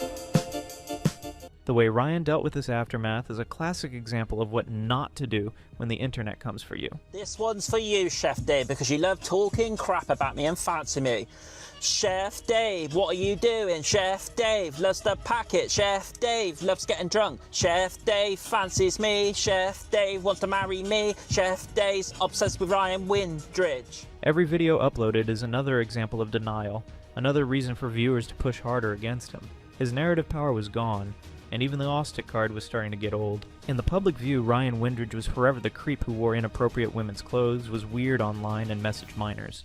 But what about the platform that enabled him? Ryan's downfall is a mirror for TikTok's bigger problems. Users have debated not only his behavior, but the platform's accountability. Parents in Reddit threads warn each other about TikTok's algorithm. If someone like him can build a following with this kind of history, what does that say about TikTok's moderation? The question isn't rhetorical.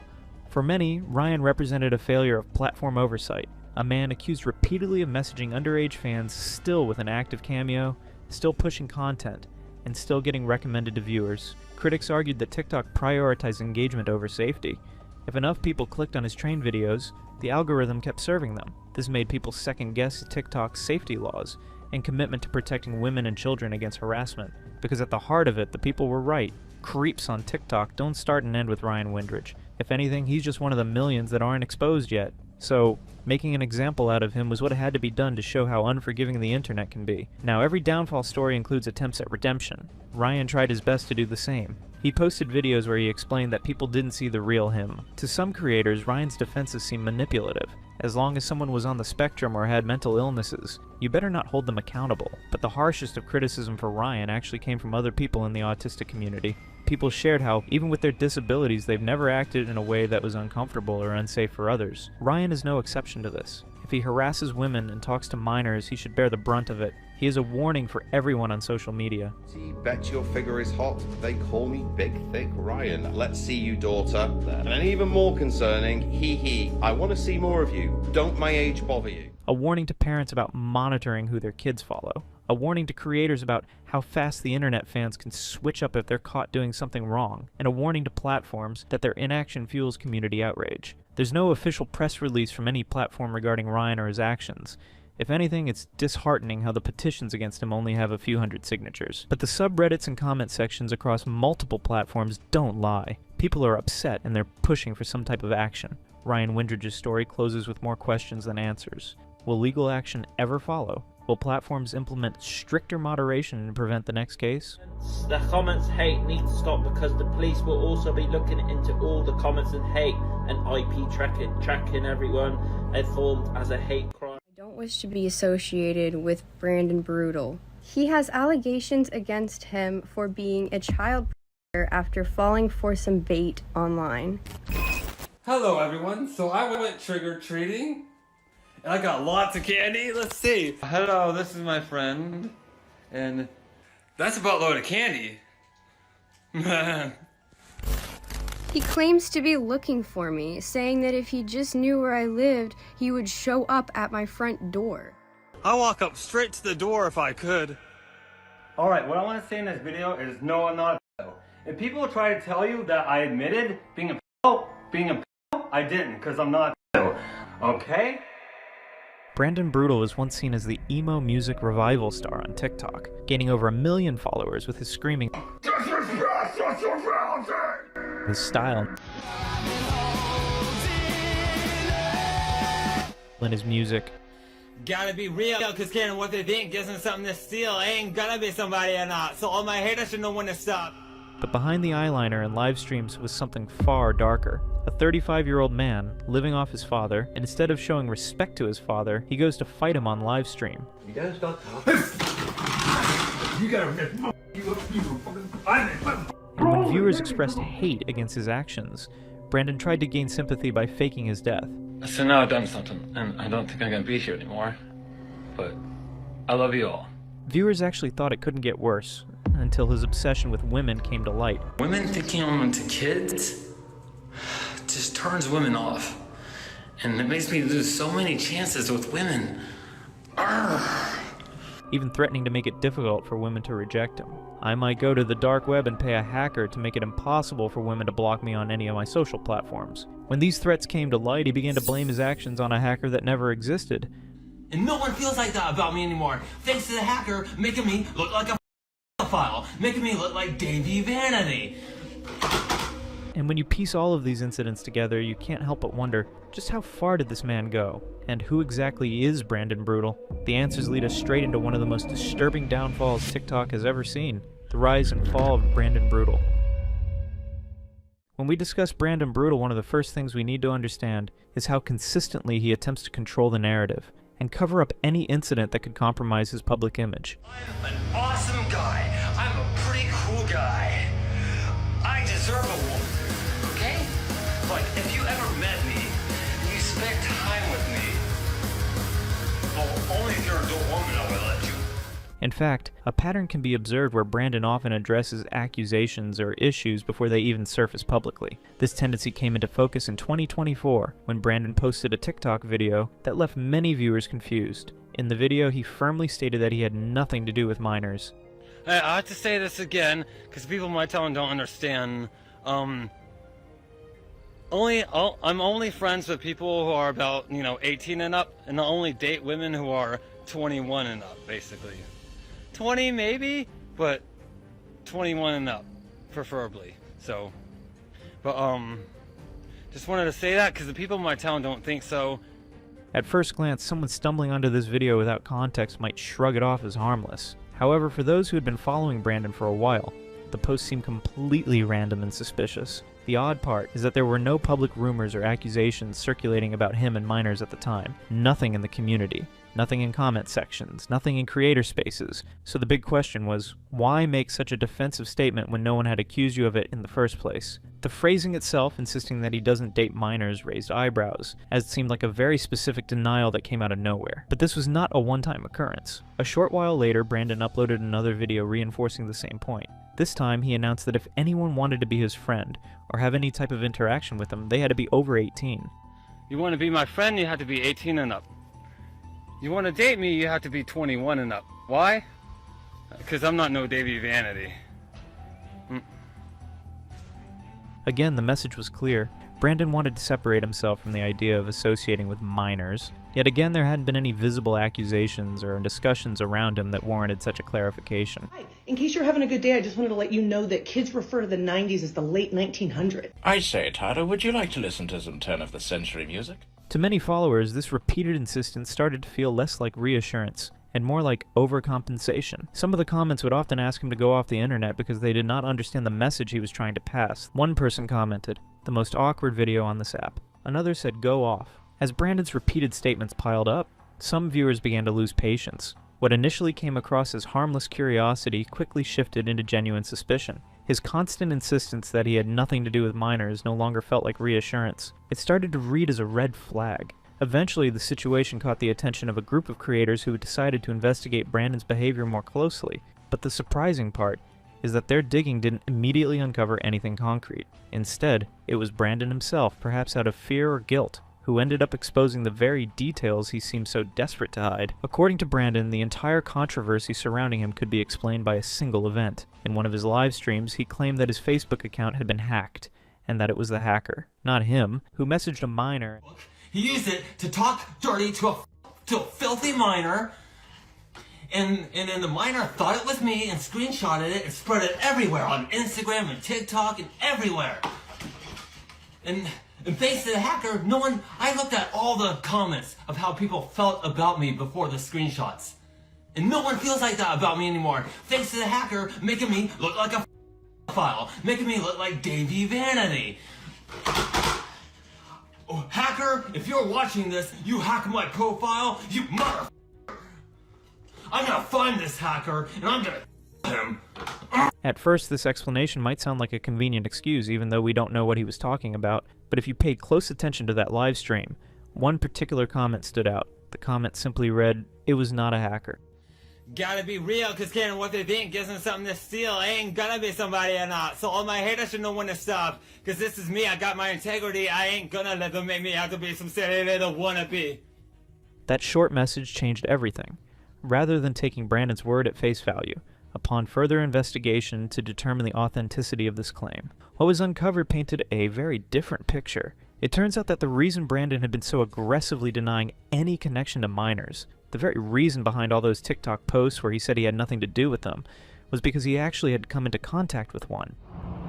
Hey everyone, so in this video, I'm going to be singing some of Situations from Ronnie's Escape the Fake music, okay? Like I did back in 2007. Now, this is my first emo song I listened to back in 2007 when I was singing it outside the lunchroom at school, okay?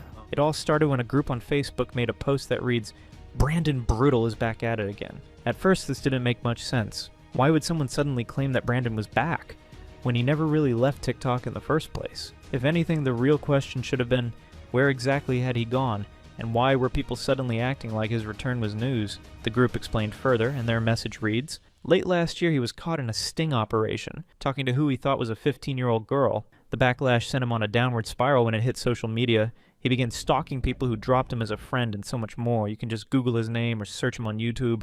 The list goes on. I guess he just didn't learn the first time." At first glance, the chat seemed harmless, Brandon starting with small talk, trying to get to know the girl. But the person on the other end wasn't naive. She was already aware of the kind of reputation Brandon had online. Instead of falling for his act, she pressed him, trying to find out where exactly he had been. Brandon started the chat by texting, "Hey XD," to which the person replied, "Oh hey, you're back." Brandon said, "Yeah, I was in jail." The reply came as for the stuff I've been seeing online. Brandon replied, "Nope.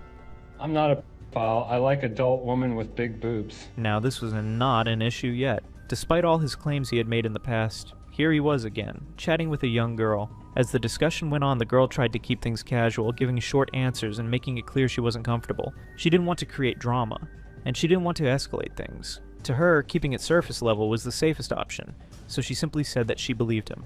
I'm gonna say, hey, in this video, I guess, anyone, like, sees me or anything, it's totally okay, I'm chillax. I mean, if you wanna, like, say hey or talk or anything, I'm totally up for it, or, like, even get a picture and everything. I'm completely fine with all that. I mean, I had a couple of people do that, and I'm completely okay with it anytime. Unfortunately, Brandon wasn't satisfied with that. Instead of leaving things alone, he took it a step further. He started making advances toward the girl, who, to repeat, was only 14 years old at the time. This is where the conversation became disturbing. Brandon wasn't just making small talk anymore, he was actively crossing boundaries that no adult should cross. And if that wasn't enough, Brandon also sent another voice note during this conversation. The chat went like this: "I miss seeing you too. I think you're pretty cute. Brandon, I am 14.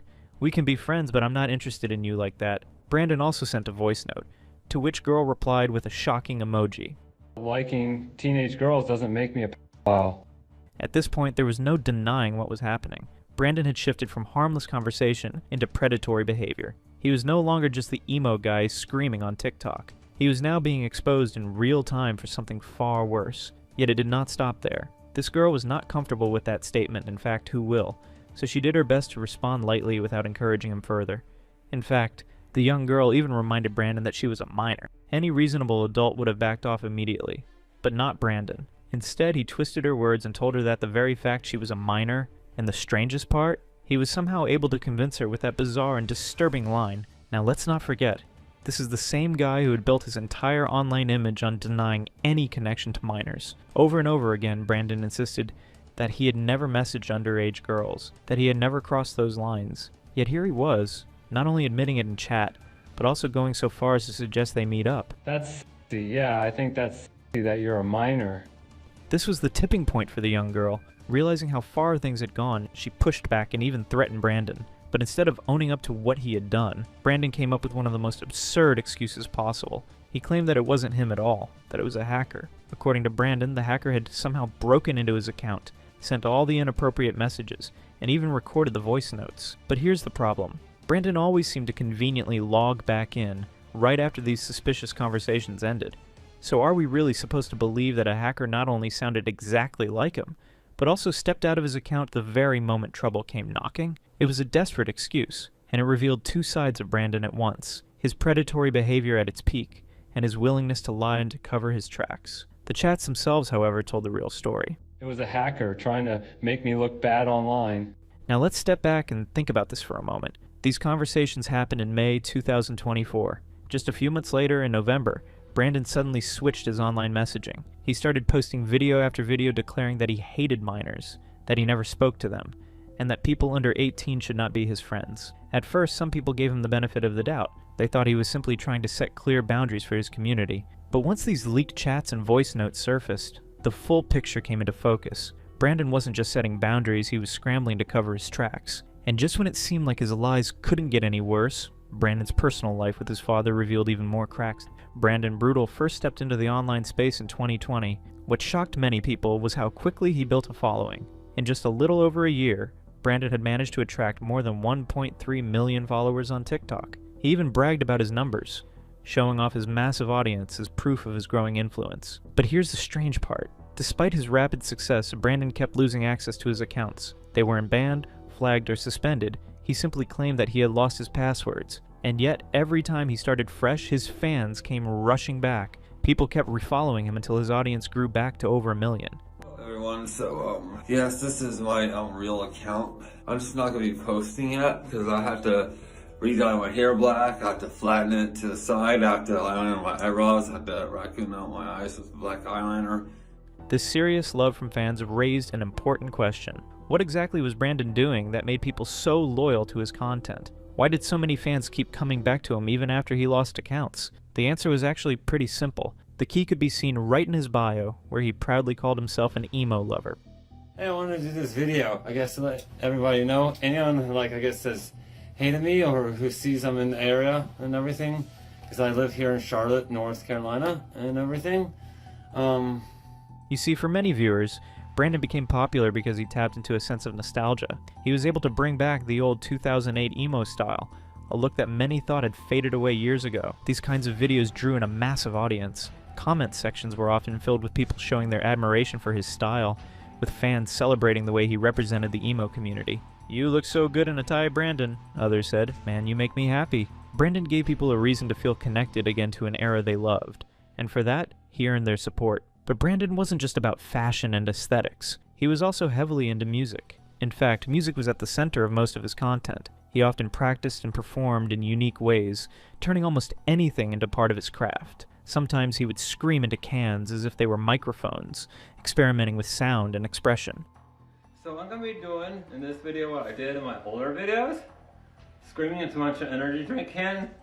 I'm gonna be doing disrespect your surroundings, okay? Disrespect your surroundings! Other times he would simply vibe along to different songs, letting his followers enjoy his passion for music.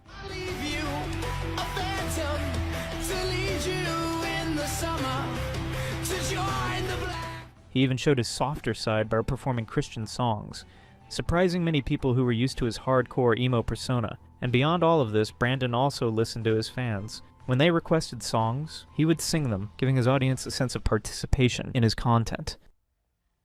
Okay, this video is for someone who wanted me to sing some Taking Back Sunday. So I'm gonna go ahead and do it. No, my singing's not gonna sound all that good, but whatever. This variety showed just how versatile he was when it came to music. He wasn't locked into one sound or one identity. Instead, he explored multiple styles, which made his page dynamic and exciting. For many of his fans, this versatility was one of the biggest reasons to stick around. I'm making a video because there's this emo girl in my town. I guess this emo girl in this blue truck or something in my town who used to like me, but then the girl who hates me lied to her about me and everything. So, I don't know. But even with all this success, Brandon faced a major obstacle in his music journey: his father. While Brandon was growing his online fan base, experimenting with music, and building a reputation as an emo icon, there was still tension behind the scenes at home. His father was not always supportive of the path Brandon was taking. This created friction, and at times it felt like Brandon was fighting two battles: one online where he was loved and admired, and another in his personal life where he was struggling for acceptance. The first indication of this was when Brandon made a post that said his father was comparing him to Michael Jackson. He was not pleased with this. "My dad keeps saying I look like Michael Jackson with my black parade jacket on. My Chemical Romance wore it, not Michael Jackson." Now, at the point where this post was made, I would like to point out that Brandon was already 35 years of age, and all he did with his life was TikTok. This was the only thing he had going on, and the sad part of it was that it did not yield anything substantial. On the other hand, his father was a disabled man who, despite his condition, was the breadwinner of the family. He was able to provide for the house through the money he received from the Social Security Disability Insurance, a program created by the U.S. government to support people living with disabilities. This was one of the major reasons why Brandon's father never supported him. Because how can a man at 35 be doing absolutely nothing while being fully dependent on his disabled dad? This lack of support made Brandon begin to detest his own father, and that hatred would eventually lead him to start doing crazy things online. One of the first things he did that really shocked viewers was a live stream where he exposed the room where his father was staying. This is the room. Okay, oh, it's pretty bad. Holy shit. Oh my god. What the f? Holy sh... Look at that. What the fuck? Dude. When you watch this video, honestly speaking, what Brandon did here was very disgraceful.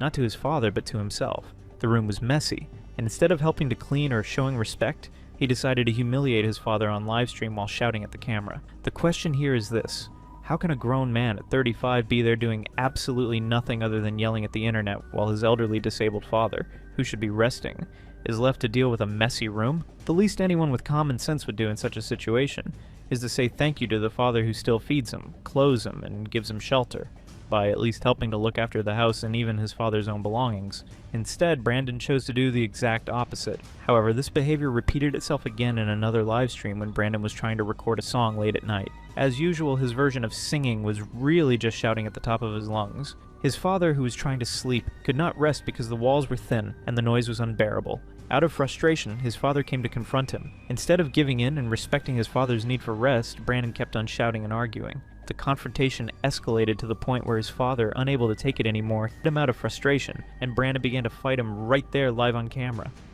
Do nothing. I'm trying to go to sleep. I'm trying to get ready for bed. That's why you're talking? No. No, I'm just... No, I'm trying to get ready for bed and you're interrupting me. Interrupting for you to go to bed? Dude, what I come here for? I'm in my room. My TV full blast. I hear you. Yeah, I want to go to bed. And so you were going to bed, and so you got to yourself before you go to bed? We're going to talk about it, man. You got to stop talking. You got to... You fucking... Broly! Hit me, come on, hit me. You're out of here. Now let's be very clear here. Violence is never the right answer. But what makes this clip disturbing is that Brandon lied on camera saying that he was sleeping, as we just saw, and made it look as though his father was the aggressor while he played the victim. The reality is that he should have been protecting his father, not fighting him. After all, this is the same father who clothes him, feeds him, and gives him a roof over his head. And this was not lost on his audience, because the comment section quickly filled with people calling him out for his disrespect. People filled the comment section with comments like sad. He should be taking care of his dad, not fight him. Unfortunately, those were not the only incidents that showed the estranged relationship between Brandon and his father. Another one came from something as simple as his dad's love for sports. It turns out Brandon's father was a football fan. Like most people, he enjoyed watching games in his free time. But for Brandon, this was an inconvenience. To him, it was disturbing his ability to stream live. So instead of respecting it, Brandon came to the internet and started ranting about how much his father's love for football was affecting him. Well, I would want to date a woman who doesn't get like that over sports like my dad is getting. Because that is annoying. Oh my gosh. Like, you don't get anything if your team wins. Like, if the team you prefer wins, you don't get any money when they win. You get there's no incentive. You get no money, you get nothing from them winning. So why are people so happy when their team wins when they don't get any money from it? Now, if you're getting money when your team one, then it's more of an excuse to get like that. I don't understand football. I don't understand when people get that much into football to work. The shocking part was not just that Brandon complained, but how intensely he ranted. In one video, he even stormed off toward the closet mid-rant while still shouting into the camera about his father. I can't handle this. Hey guys, I'm gonna have to take this into my closet. I gotta take this in my closet. Hold it for a second.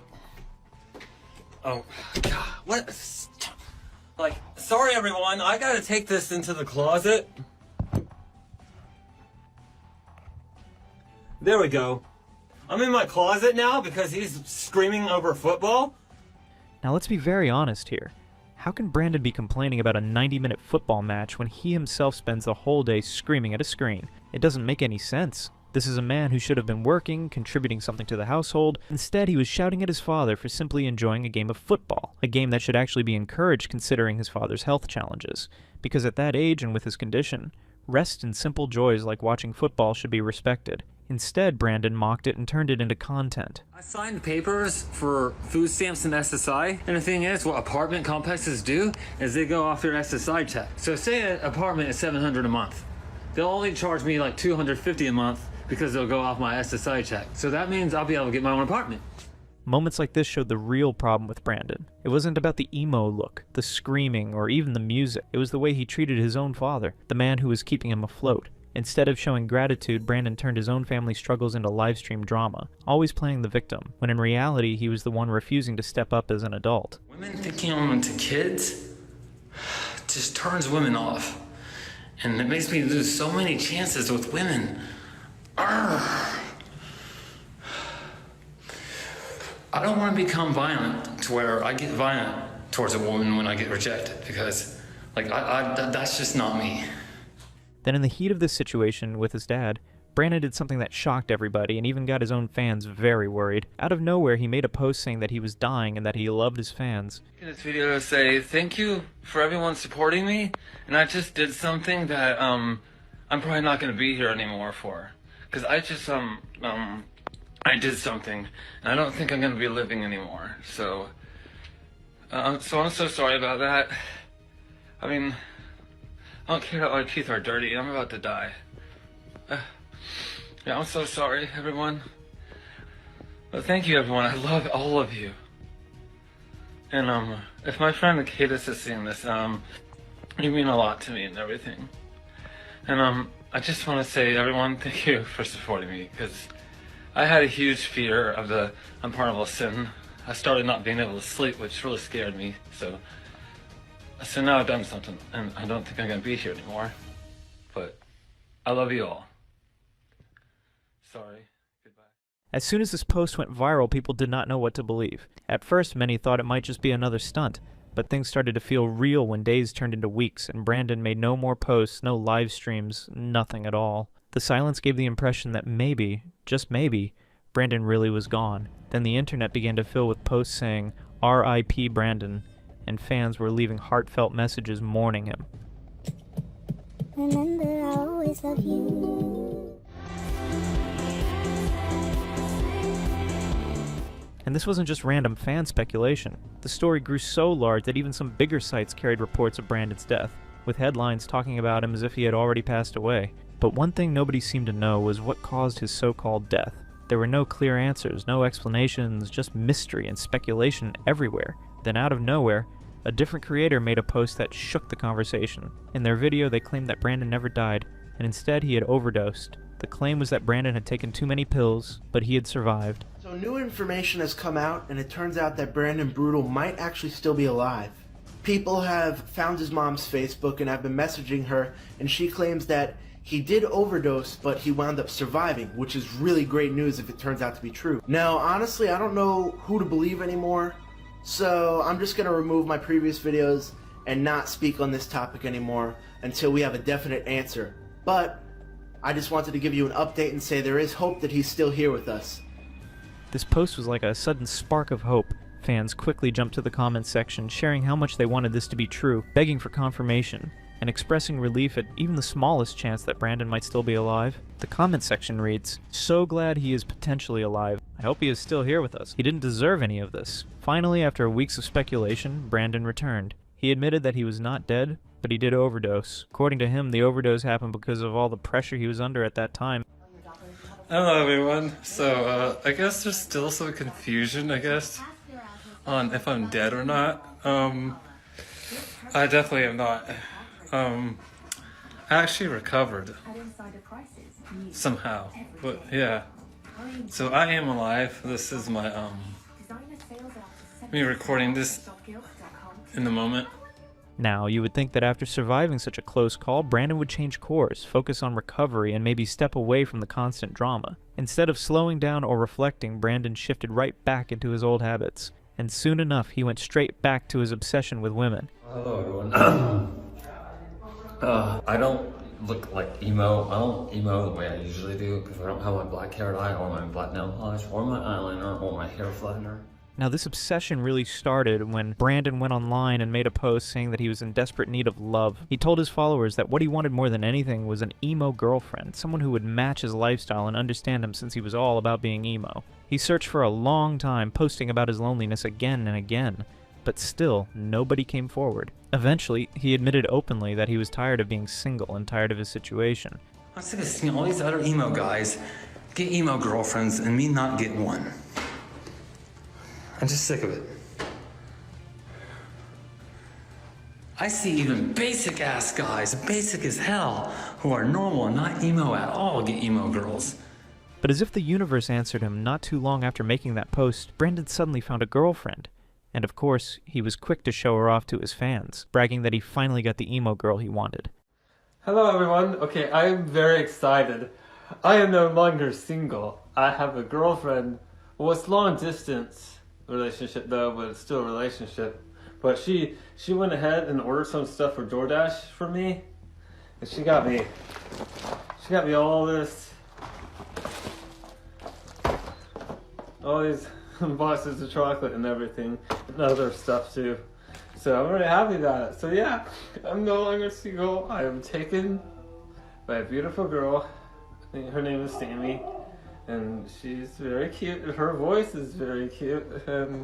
At first, this seemed like the happy ending he had been waiting for, but it didn't take long before things started to show cracks. Because even though Brandon now had a girlfriend, he wasn't satisfied. He still went around making advances at other women, trying to get their attention behind her back. This stayed hidden for a while until one of the private chats got leaked, and that changed everything.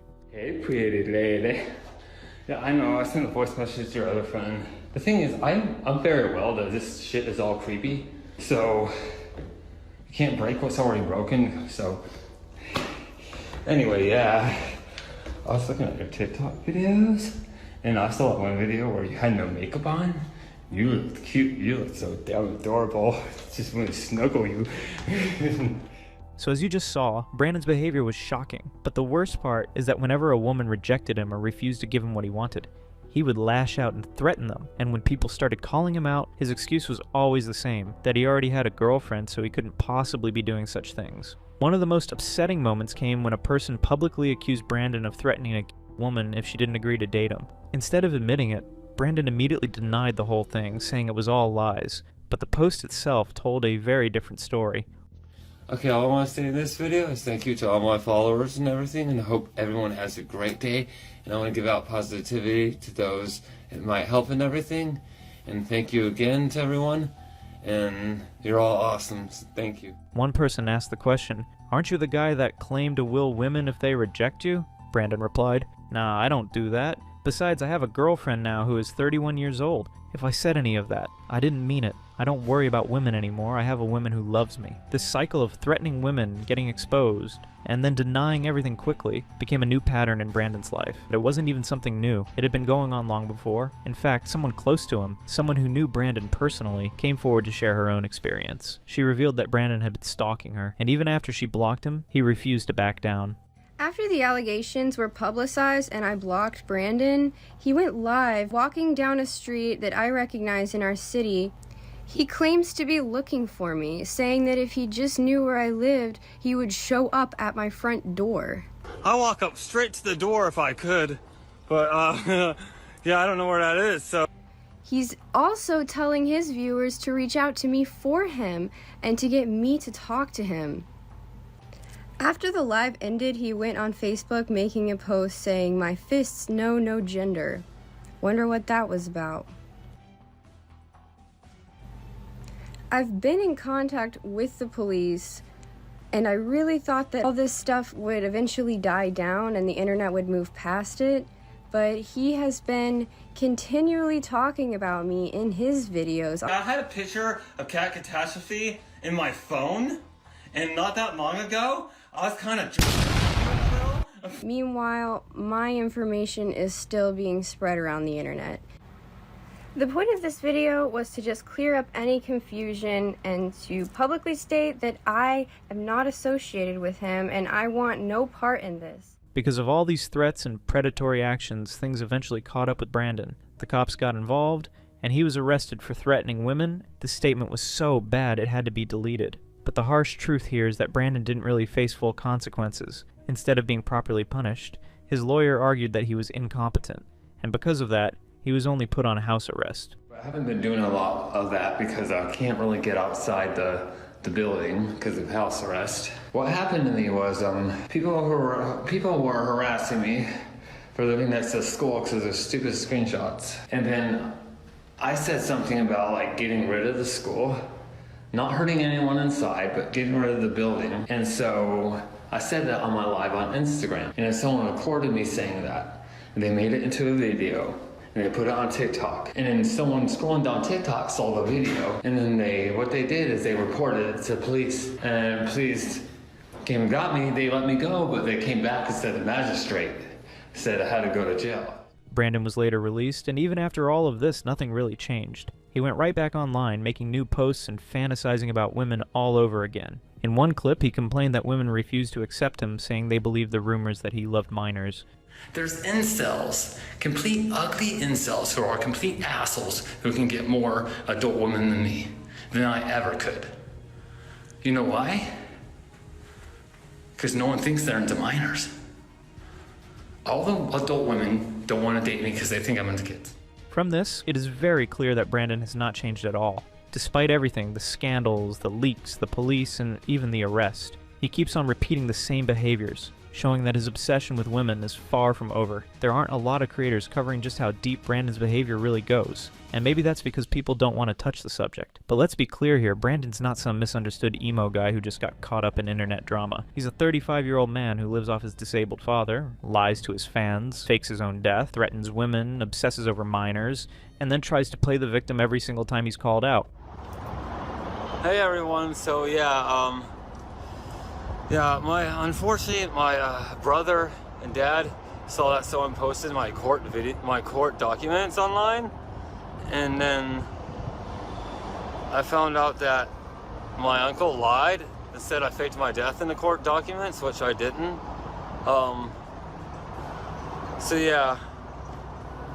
So again, they saw that someone posted that and let me know, which is good that they let me know, but it's bad that that's all out there, so. Being emo is not an excuse. Having struggles is not an excuse. He knows exactly what he's doing, and the only reason he's gotten away with it this long is because people kept giving him sympathy instead of holding him accountable. Well, not anymore. This has been Brandon Brutal, manipulator, predator, and abuser. He does not need a platform. Get him off the internet. Like I said, if I played my cards right, Lauren wouldn't hate me. Lauren's an adult woman. Like, if instead, when I went to Hot Topic, and that would be nice. To be a father and to be a husband. That's the only reason I like to work. Well, I don't work right now because my ID is not valid, but...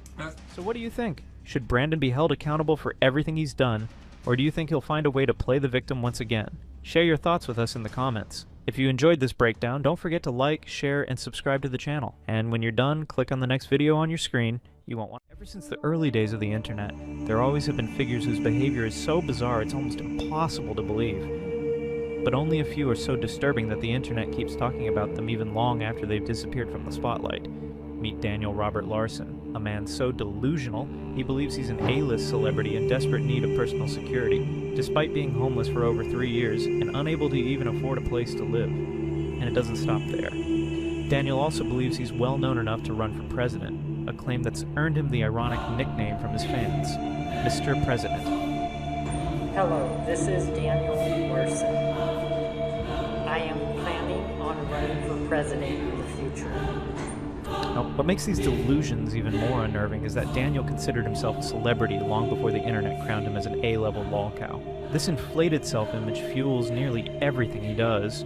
Perhaps the most infamous of these fantasies is his belief that he's been in a years-long relationship with singer Grace VanderWaal, despite the fact that the two have never spoken to each other. This message is to Grace VanderWaal and to the fans. We are officially dating. Grace VanderWaal has told me to make this public. We are officially dating. So please, everyone, stay tuned. The obsession became so alarming that Grace's mother, Tina VanderWaal, contacted Daniel directly and asked him to leave her daughter alone. He didn't. In fact, the Grace fixation became one of the single most defining and disturbing aspects of Daniel's online presence, showing up in countless videos. And yet, even this pales in comparison to his other behavior. Constant harassment of strangers, fights with innocent employees at restaurants, and unmistakable predatory undertone that has become crystal clear over the years. Daniel Larson's story isn't just strange. It's darker, more complex, and more disturbing than most people could ever imagine. Daniel Larson was born on November the 15th, 1998, to a very young mother, Elizabeth Scheimer, just 22 years old at the time, and an even younger father, James Travis Larson, who was only 20. From early on, Daniel's unusual physical appearance, particularly his facial features, sparked speculation that he might have fetal alcohol syndrome, a permanent condition caused by alcohol consumption during pregnancy. Elizabeth's young age and probable immaturity at the time only fueled that rumor, though there's no concrete proof he has FAS. What is confirmed, however, is that Daniel has been diagnosed with autism, bipolar disorder, and, most debilitating of all, schizophrenia. His mother has even stated that he would sometimes hit her and his grandmother because he couldn't recognize who they were. As a toddler, Daniel often played with a neighbor's dog, until a tragic accident occurred. The dog impaled itself on a fence spike while trying to jump through, dying instantly. Daniel, of course, was too young to have done it intentionally. Still, the way he recalls it now feels unsettling and eerily detached. Maybe the earliest glimpse of the disturbing tone that would later define his life? Did you guys know I am an animal? When I was a toddler, still in preschool, my neighbor had a dog. And that dog loved to play with me. I loved it when that dog got on top of me and rolled around. But that dog ended up, there was like a fence, right? And I was chasing this dog. And the dog started to jump over the fence. And you know, these fences sometimes fences have these little spikes on the fence. It went straight down, right through his chest and killed him. Daniel has also claimed in multiple videos that his mother mistreated him when he was little. At first, this seemed unlikely. Most evidence suggested Elizabeth loved him deeply. But his grandmother later confirmed the did happen. In 2010, when Daniel was 14, Elizabeth and James split up. James saw Daniel as a lost cause, while Elizabeth still clung to hope he'd grow into a normal, functioning adult. That hope didn't last. She became neglectful and leading Child Protective Services to remove Daniel from her care. So did your mom, not to bring up bad memories, did your mom you? Whoever wins this point wins. Just, I want to say neglectful. Yeah, I'm sorry. So, and then your grandma growing took you up, in, I right? was moving house to house to house. Mm-hmm. So, if you know how homelessness is just bad, yeah, it was kind of like the same thing. I never had a place to call home. That sucks, dude. I'm sorry. Basically, there was a lot of neglect in my life, mostly my mother, and I was taken away from her at a young age, in and out of foster home. He was placed in the Tennyson Center for Children, a foster care facility in Denver, where he stayed for about a year and a half. His story even appeared on a KWG and an NTV documentary about the center. Shortly after, his grandmother Nancy Scheimer moved from California to Colorado to become his legal guardian, raising him from 2012 until 2019. Despite Nancy's guardianship, Daniel still lived off part-time at the center, with her visiting to support him. It was during this period that Daniel developed his lifelong obsession with becoming an actor or singer. I like theater. I love to act. I want to storm chase when I get older. Hopefully I'll be on the news one day. But even on camera, something felt off. In the documentary, Daniel, 14 at the time, acted like a child half his age, behavior that could be tied directly to his mental impairments. Despite Daniel being low profile in this era, there's one event from November 6, 2017 that stands out as a disturbing milestone, the first recorded act of violence from Daniel Larson, long before his internet infamy began. On that day, Daniel was charged with third-degree assault against both his wheelchair-bound mother, Elizabeth Scheimer, and his grandmother, Nancy Scheimer. According to Denver County criminal records, he was accused of his mother and damaging property. He was found guilty and sentenced to about 45 days in jail, with his age and mental health issues taken into consideration. But as it turns out, this wasn't the first time Daniel had lashed out physically at his disabled mother. It was simply the first time the situation escalated to the point where police were called. What makes it even more twisted is Daniel's later reaction to the incident. When asked about it in 2021 after he became infamous, he showed no remorse whatsoever. In fact, he insisted that his mother deserved it, and refused to even acknowledge that what he did constituted. I decided to push my mother out of the way one time when she cornered me when I was 18, and they called, and I went to jail for 45 days. But if my mother was the one that was with me my whole life and never got in trouble, and I did one thing to her and went to jail for 45 days, I did one thing, she did like 150 things. She should be the one to get the blame. In the end, God has a golden rule, treat others the way you want to be treated. So she actually well deserved that one thing for what she did. The claims that Daniel made in that video were extreme, accusations of neglect.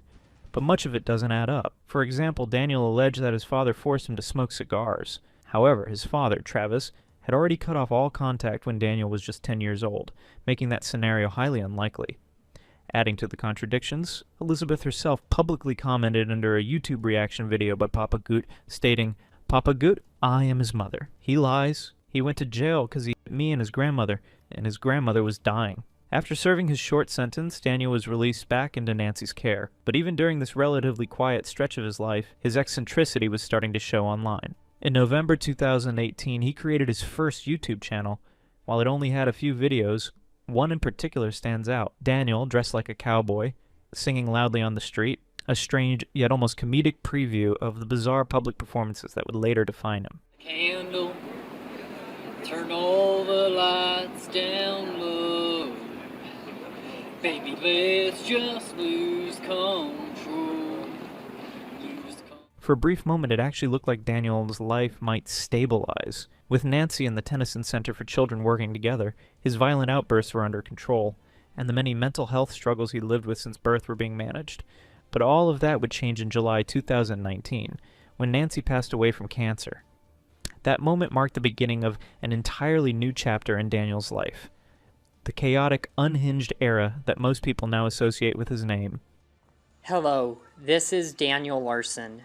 I just wanted to say rest in peace to Nancy Scheimer, my grandmother. Thank you for supporting me with my career. See you someday in heaven. In the aftermath, a man named Bob Proctor stepped in to try and fill Nancy's role. Bob and Daniel had met through a reading club, and Bob had also been close friends with Nancy, a connection that made him feel personally responsible for Daniel's well-being. Over time, Bob became not only Daniel's guardian, but also, in Daniel's own words, his music career sponsor. Who funds your music career? If you've So- only made $400, is it Bob or? It is Bob currently. Yeah. He did say he will do one more song. Okay. And so after that one, I will have to take over. Of course, sponsor here simply meant that Bob occasionally paid for royalty-free beats so Daniel could record over them. Daniel's music, however, was nothing short of cringeworthy, bizarre, off-key, and riddled with the same delusions that fueled every other aspect of his life. Here's just one example, which honestly stands out as one of his better works compared to some of the truly unlistenable stuff he's uploaded over the years. I just wish you weren't 1,000 miles away, but because I'll see you one day. What's most fascinating, and unsettling, is that Daniel believed he was already a world-famous singer, long before the internet started recognizing him as an A-tier lolcow. That delusion only grew when he began posting on TikTok in early 2020 under a now-banned account at Don Yellerson Fans. Even his username was built around the fantasy that he had a huge fan base running dedicated accounts for him, when in reality, no one was watching at the start. But Daniel's erratic behavior began attracting attention. He posted songs, made grand announcements about his career, and responded to every single comment as though it were absolute truth. And this is where things started spiraling. The trolls, who had not started as passive onlookers, shifted into direct real-life participants in Daniel's world. They made him believe he'd been signed to various non-existent record labels, a scam that played out over and over again. Each time, Daniel fell for it without hesitation. Hello, this is Daniel Larson. I am signed with Party House Records and Interscope Records. I am not signed with any other record labels. For all my fans that think I am with a different record label, do not believe it. The only record label I am with is Party House Records and Interscope Records. Thank you. From here, the antics escalated from harmless cringe to something much darker. In one instance, trolls posing as record label managers convinced Daniel to post a video declaring that he loves CP, which he did without a second thought. Hello everyone, this is Daniel Larson. I love CP. When backlash hit, Daniel tried to claim that by CPs he meant Club Penguin, but the trolls didn't stop. They kept inflating his ego, pushing his delusion of being a world-class celebrity to the point where, in July 2020, Daniel announced that he was running for president of the United States. This is where his now infamous nickname, Mr. President, was born.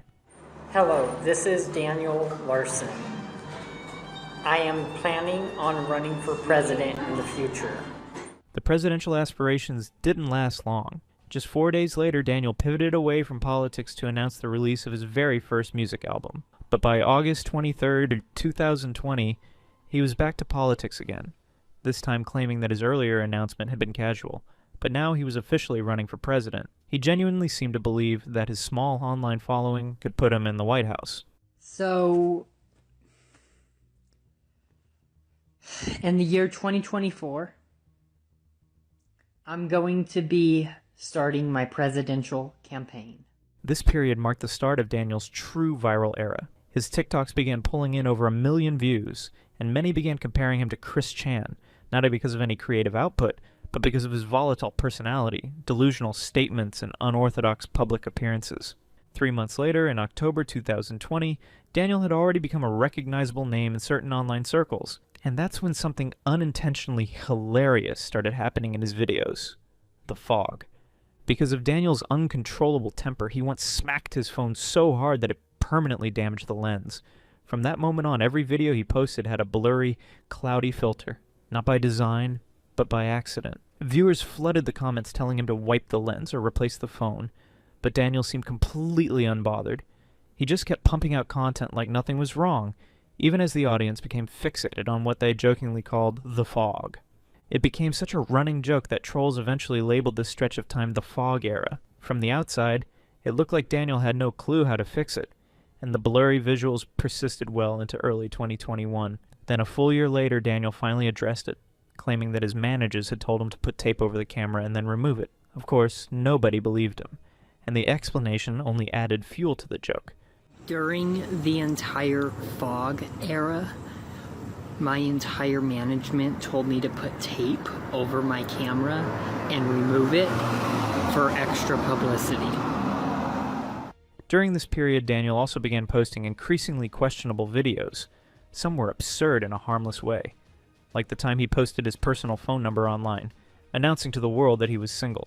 Hello, my name is Daniel Larson. I am single. Please give me a call at 720-812-4149 if you want a date. Thank you. But not everything was lighthearted. On October 23rd, 2020, things took a much darker turn when Daniel went live on TikTok with 2 children who appeared to be under the age of 13, sitting together in the same room as him. Alright, I'm live right now, guys!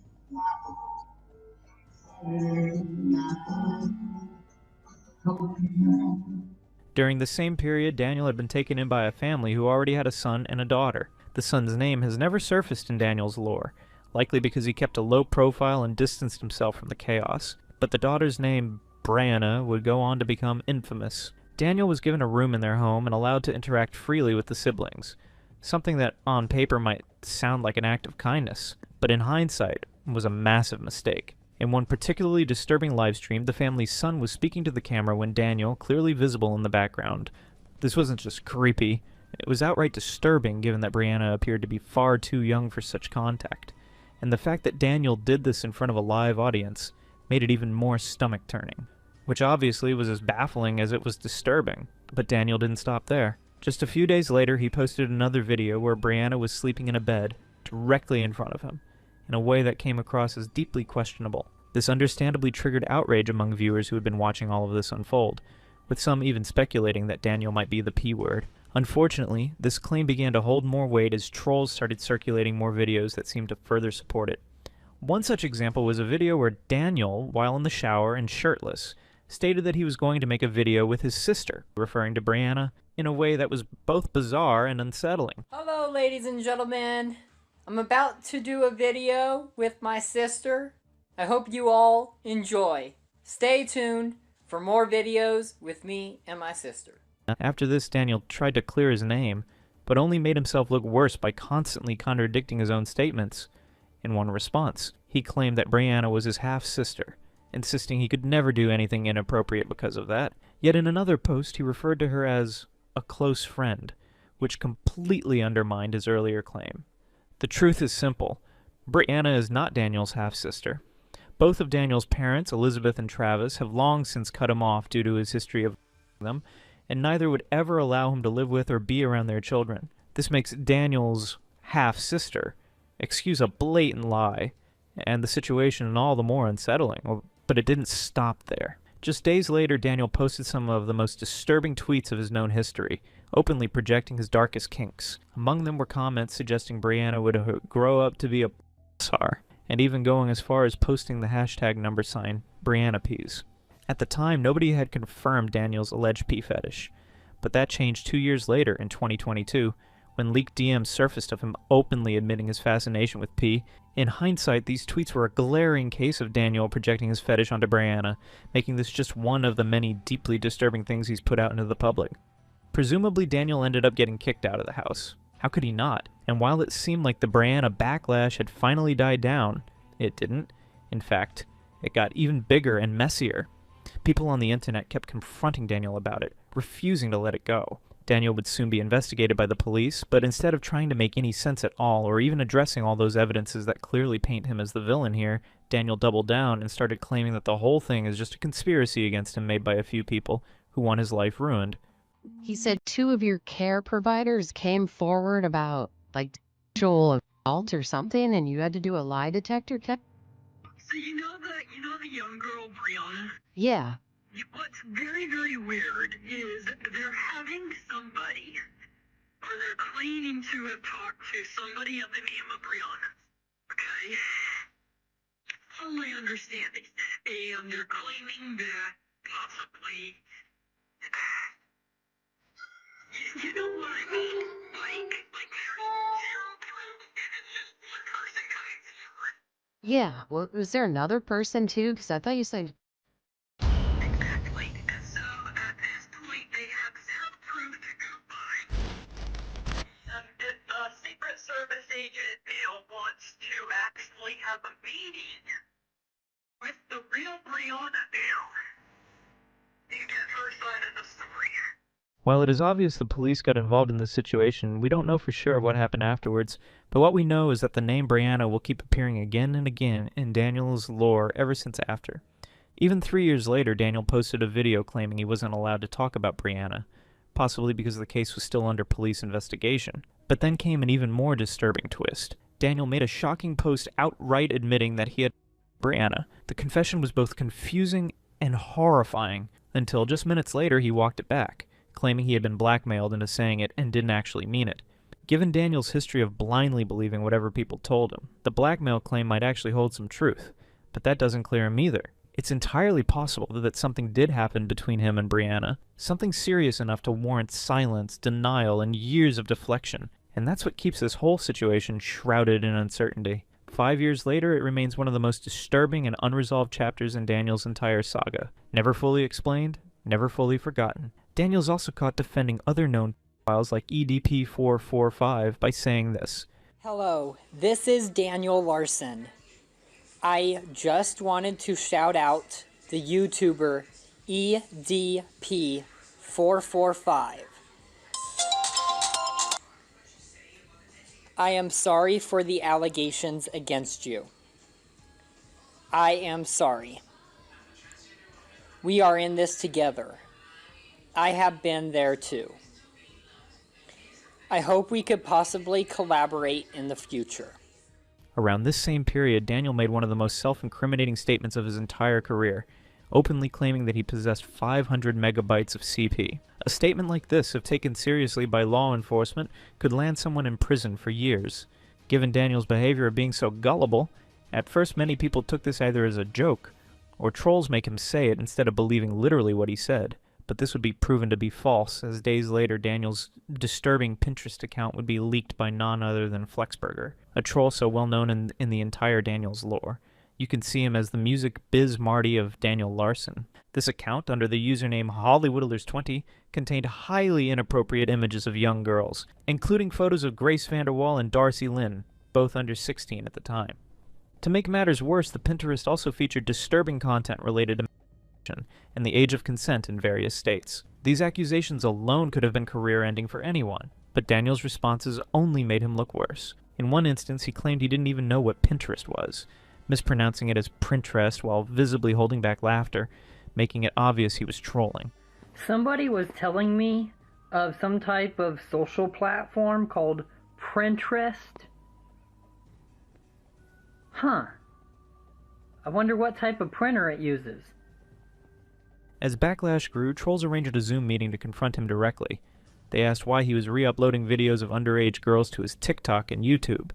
Daniel's explanation? That a fake record label called Fine Dining had hacked him, a lie that fell apart immediately since he still had full control of his accounts. And even if those were hacked, it didn't explain the disturbing content on Pinterest, which had been created long before his online infamy or the appearance of these so-called hackers. Daniel then shifted blame to his own family, saying his parents were not trustable, and implying they might have made the account, another obvious fabrication. It didn't help that his Gmail and Twitter accounts shared the exact same name as the Pinterest profile, making ownership undeniable. When pressed to prove his innocence, Daniel was asked to search Pinterest in his Gmail and screenshot the results. He complied, but in the process, it became clear he had just deleted something before taking the screenshot. Minutes later, he finally cracked, admitting he did have a Pinterest account, just not the one in question. Okay, well, I want you to go into your Gmail and type in Pinterest in your inbox. If something comes up, that means that Pinterest account would be yours. If nothing comes out, that means it is yours. Okay? Okay. So that would have been done if Deleted. like you say. Oh my god, he got caught. Years later, Daniel would drop the act entirely, admitting the Pinterest was indeed his, claiming he created it to grow his audience through controversy.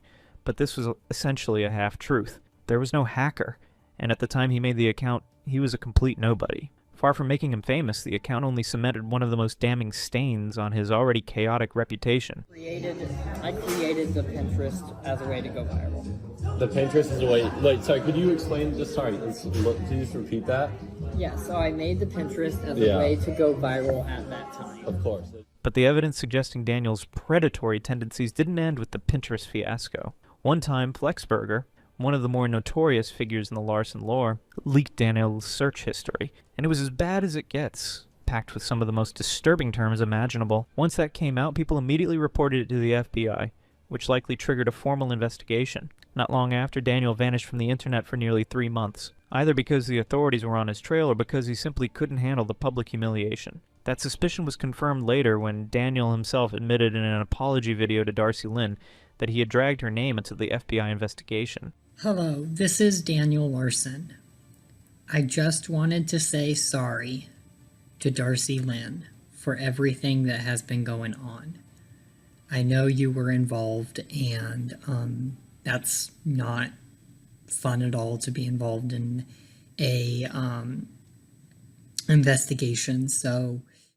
But what made it even more disturbing was the fact that Daniel had apparently tried to contact Darcy directly, even giving out his personal phone number, while she was just 15 years old. This crossed a line for many, sparking yet another wave of backlash. We'll save the full Darcy Lynn saga for later, but moving forward chronologically, Daniel made his online return in March 2021, marking what trolls call the end of his dark age. With his main YouTube channel terminated, he launched a new one on March 11th and resumed uploading, alongside posts on his other social media accounts. His opening content? Videos of himself asking strangers to date him, complete with his phone number on screen. I am single. If you want to date me, please contact 720-812-4149. But just a week later, Daniel declared he'd found his soulmate, and in a bizarre twist claimed it was none other than Addison Rae, the massively popular TikTok star and influencer. Hello, this is Daniel Larson. Addison Rae and I are dating. Please stay tuned for further details. I can't wait for our future. Of course, this was pure delusion. Daniel had almost certainly never even been in the same room as her, and in true Larson fashion, the relationship only lasted 2 days before he announced a breakup due to a miscommunication. Hello, this is Daniel Larson. Addison Rae and I break up due to a miscommunication. Please stay tuned for more information. I hope we can stay friends. This pattern, inventing celebrity relationships out of thin air, would soon become a running theme in Daniel's life. And it's exactly how his lifelong fixation with Grace VanderWaal began. This message is to Grace VanderWaal and to the fans. We are officially dating. Grace VanderWaal has told me to make this public. We are officially dating.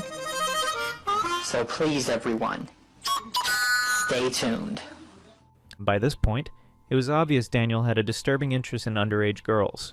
His old Pinterest account already showed an inappropriate fixation on Grace VanderWaal, with edited images of her that crossed every imaginable line. In May 2021, Daniel decided to declare war on Flexburger for exposing the shady Pinterest account. But this would be a decision Daniel will regret forever. Because of what Flexburger posted, we are going on lockdown. Everybody, we are going on lockdown. Stay tuned for what happens next. And Flexburger on YouTube and TikTok, you are for exposing me. We are calling the Denver Police Department and reporting you. The FBI will be coming to your house. This declaration backfired almost instantly. Flexburger retaliated by posing as girls aged 13 to 17 and baiting Daniel into explicit conversations. Daniel took the bait, talking in detail about inappropriate acts he wanted to perform, not only with these girls, but also with Grace VanderWaal, who was just 16 at the time, and professional skateboarder Sky Brown, who was only 13. And then came May 6th, one of the most infamous dates in Larson lore. Flexburger convinced Daniel he was being auditioned for the industry and that it would help his music career. The audition required him to pull his pants down on TikTok lives, which Daniel actually did. It got him instantly banned, and the incident has been known ever since as May 6th. While it's easy to laugh at the absurdity, the truth is complicated. Daniel's severe mental issues make him an easy target, and the trolls, in this case, were clearly exploiting him for entertainment. You could make a case for feeling sorry for him here. Any sympathy quickly faded. Less than 24 hours later, Daniel was back on TikTok under a new account. And if you thought he'd learned his lesson, think again. He went fully on livestream again, this time entirely on his own initiative, proudly announcing that he wanted to make legal on social media. Hello everyone, this is Daniel Larson. I have a audition tomorrow for adult films. Thank you so much to everyone who is able to be at that audition. Thank you and have a great day. It was bizarre, reckless, and a reminder that no matter how many times Daniel's humiliated, the cycle never stops. And through it all, his twisted fixation on Grace VanderWaal didn't just continue. It became one of the defining pillars of his entire online existence. Daniel would repeatedly claim in his videos that he was going to collaborate with Grace, a statement that turned out to be a complete lie. He even took it further by saying that he and Grace were dating in real life. The whole thing became even more ridiculous when Daniel started telling random people in person that he was dating Grace VanderWaal, and then, for some reason, instructing them to spread his words as if they were gospel. Excuse me. I just have something I want to say real quick. If you know the singer Grace VanderWaal, I don't. Okay, so she was on America's Got Talent, and she was a winner of the show. I'm an upcoming singer, and we are going to end up dating. So if you could spread the word, that would be great. What's your name? Daniel Larson. Okay. I will. All right, thank you. This fixation would soon spiral into a complete disaster, leading to a series of unforgettable moments, mostly fueled by trolls. At one point, they managed to convince Daniel that Grace and her father were both having a heart attack and they were in a life-or-death situation, which unsurprisingly sent Daniel into a panic attack. This message goes out to the VanderWaal family. Please pray for the VanderWaal family. They're currently in critical condition. After some time, the trolls escalated things even further by convincing Daniel that Grace and her father had died. This sent him into a tailspin, leading him to openly confess what he claimed to have done to Grace, and to accept all the allegations against him as true. I admit to minors and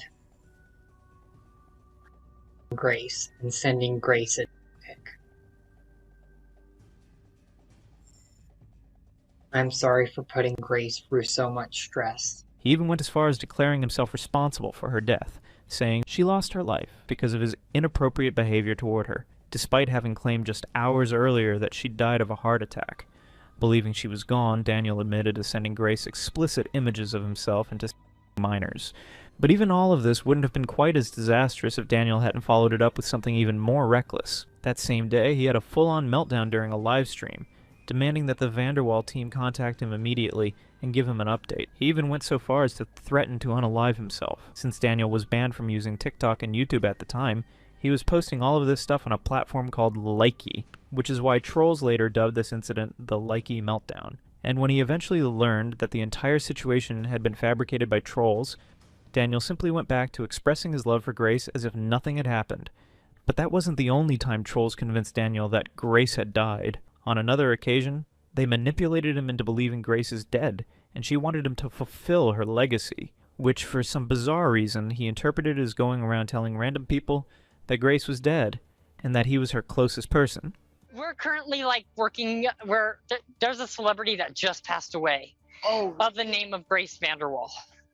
No way, she passed away? She just now passed. Who? I was supposed to be collaborating with her, and her last words to me was she wants me to carry on her legacy. Dude, no. So I'm currently trying to carry on her legacy. Besides this, Daniel's obsession with Grace didn't slow down. At one point, he even tried to prove that he was actually talking to her, only for that so-called proof to turn out to be nothing more than a screenshot of some random YouTube channel with the name Grace VanderWaal on it. He also demanded that the YouTuber Papa Gut make a documentary reacting to the so-called proof. You might wonder why Daniel chose Papa Gut. The reason, according to many in the Daniel Larson community, is that Papa Gut has a reputation for going easier on Daniel. Instead of fully calling out his actions, he often frames them as the result of mental health struggles. Because of this, a lot of people in the community have labeled Papa Gut as an enabler, meaning someone who encourages Daniel's negative behavior and self-destructive habits by making excuses for him or helping him avoid the consequences of his actions. Hello, this message is to Papa Gut. Go check out my post that I did of the screenshot of the Grace VanderWaal situation and I. Please let us know your opinion in a video on YouTube. Daniel kept making video after video, urging Papa Gut to cover this proof, but it never happened. Still, Daniel stayed deep in his one-sided, delusional relationship. This time, though, he leveled up, in claiming that Grace would be running as his vice president in the upcoming election. Despite the fact that this was in October to 2021, a solid year after the election had already taken place. So, when I run for president, I am proud to say that Grace VanderWaal is going to be my vice president. Although Grace has never responded to any of this, her brother Jacob once reached out to Daniel directly, telling him to stop the harassment. Daniel didn't take it well, spiraling to the point where he ended up in the hospital live streaming from there while attempting to unalive himself. But this is not Danielle's first time threatening SH when confronted about his behavior. In another time, Grace's mother, Tina Vanderwall, told him this in his DM. Stop saying my daughter's name. Stop saying you're in a relationship with her. You're scaring her and our family. Everything you have said and done has been in your mind. You need to access some mental health support and stop harassing my daughter. I've contacted the authorities and will continue to press the issue if you don't stop making disturbing videos. Your followers have harassed my daughter long enough. Stop! Presumably Daniel didn't take this well. He went into a spiral and said he is going to unalive himself. Whilst his crush for Grace would continue for long, even after this, Daniel actually had changed his fixation at one time during the year of 2021 into another celebrity, Darcy Lynn, who he was accused of for having her pictures in his old Pinterest account. I have decided to break up with Grace Vanderwall, and I want this message to go out to Darcy Lynn. If you would like to date me, please reach out to me. I'm looking for a new start and someone with a great, happy personality who is very talented. Darcy, if you want to date me, please reach out. Daniel's obsession into Darcy grew quickly from a call out for date to posting deeply disturbing stuff, not only because of how Daniel acts in this video, but also because Darcy was a minor at the time, and she wasn't the last underage girl Daniel was accused of targeting. Soon after his obsession with Darcy faded, Daniel randomly posted a call-out video directed at celebrity JoJo Siwa, who was also 17 at the time. While the video seemed somewhat random, the way Daniel spoke made it appear as though he was reading word for word from a script, raising suspicions that trolls had orchestrated the whole thing. JoJo Siwa needs to stay in her own lane and close her legs. Maybe then she will actually be respected instead of a sellout. Daniel also made another bizarre yet unintentionally funny video, telling JoJo she better be good at running because something big is coming. What that even means is anyone's guess, but the combination of his delivery and the absurd threat makes the whole thing feel more ridiculous than intimidating. However, Daniel's fixation on JoJo didn't last long. It quickly faded. Unfortunately, his unhinged behavior didn't. In fact, it escalated into something far darker. Around July 2021, Daniel began living in a house with a man named Jonas and his wife Miranda. Jonas was actually Daniel's legitimate case manager, not to be confused with the fake managers often portrayed by trolls. A case manager's job is to coordinate services for an individual across different settings, such as healthcare, social work, disability support, employment, and even legal matters. While staying there, Daniel lived in a pink-colored room that would later become infamous, because it's where he filmed some of his most deranged and unsettling content. One of the most notorious moments was the so-called toothbrush incident, filmed in mid-July 2021. As bizarre and disturbing as Daniel's past antics had been, this one managed to outdo them all. In the video, Daniel appears completely nuked in front of the camera, pulls out a toothbrush, slides it into his back, waits a few seconds, then decides to brush his teeth with the same toothbrush. The sheer level of secondhand embarrassment and disgust this evokes makes it one of his most infamous moments to date. What makes this even stranger is that Daniel claimed he did it to turn Gracelle. Whether this was something the trolls convinced him to do, or if he genuinely believed it would impress her, remains unclear. Both possibilities are equally plausible. As disturbing as this incident was, it wasn't the end. Daniel went on to create more videos of the same nature, with two of the most infamous being the pencil incident and the bottle incident, identical in concept, differing only in the objects he used for his unhinged acts. And this wasn't the only time Daniel engaged in deranged behavior for the supposed purpose of impressing Grace. It got even worse when he posted a video of himself lying on the ground and saying he wanted to be with her. Beyond his so-called cringe videos, Daniel also began having random bursts of rage, throwing objects and punching the walls of his pink room. By August 2021, the room was completely wrecked. There's even a video of Daniel sobbing off camera while slowly panning around to show the damage. Despite being the root of the problem, Daniel shifted the blame onto Jonas, his case manager and provider, accusing him of causing every misfortune in his life. His resentment grew so intense it spiraled into paranoia. At one point, Daniel even convinced himself Jonas had poisoned his food, simply because it tasted bad. I know why this tastes different. It's got something in it that's like sour as well. And if you look, it's got like little things in it. I don't know what it is. I've never seen that.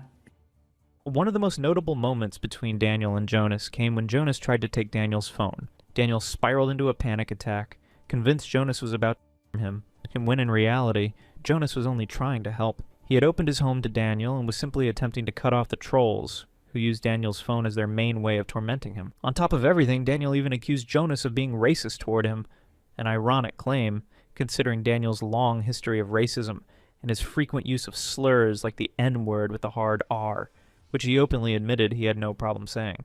The irony cuts deeper knowing Jonas is black, which would have given him every right to call Daniel the true racist in this situation. Yet instead of lashing out, Jonas chose to remain patient, helpful, and positive toward Daniel. During this time, Daniel was also posting multiple videos, claiming Jonas wasn't taking care of him, and that he'd be better off homeless. On the surface, it came off as deeply ungrateful, but the genuine misery on Daniel's face also made the situation look genuinely concerning. To be honest, I think I was better off homeless. I was living better and I was at least eating.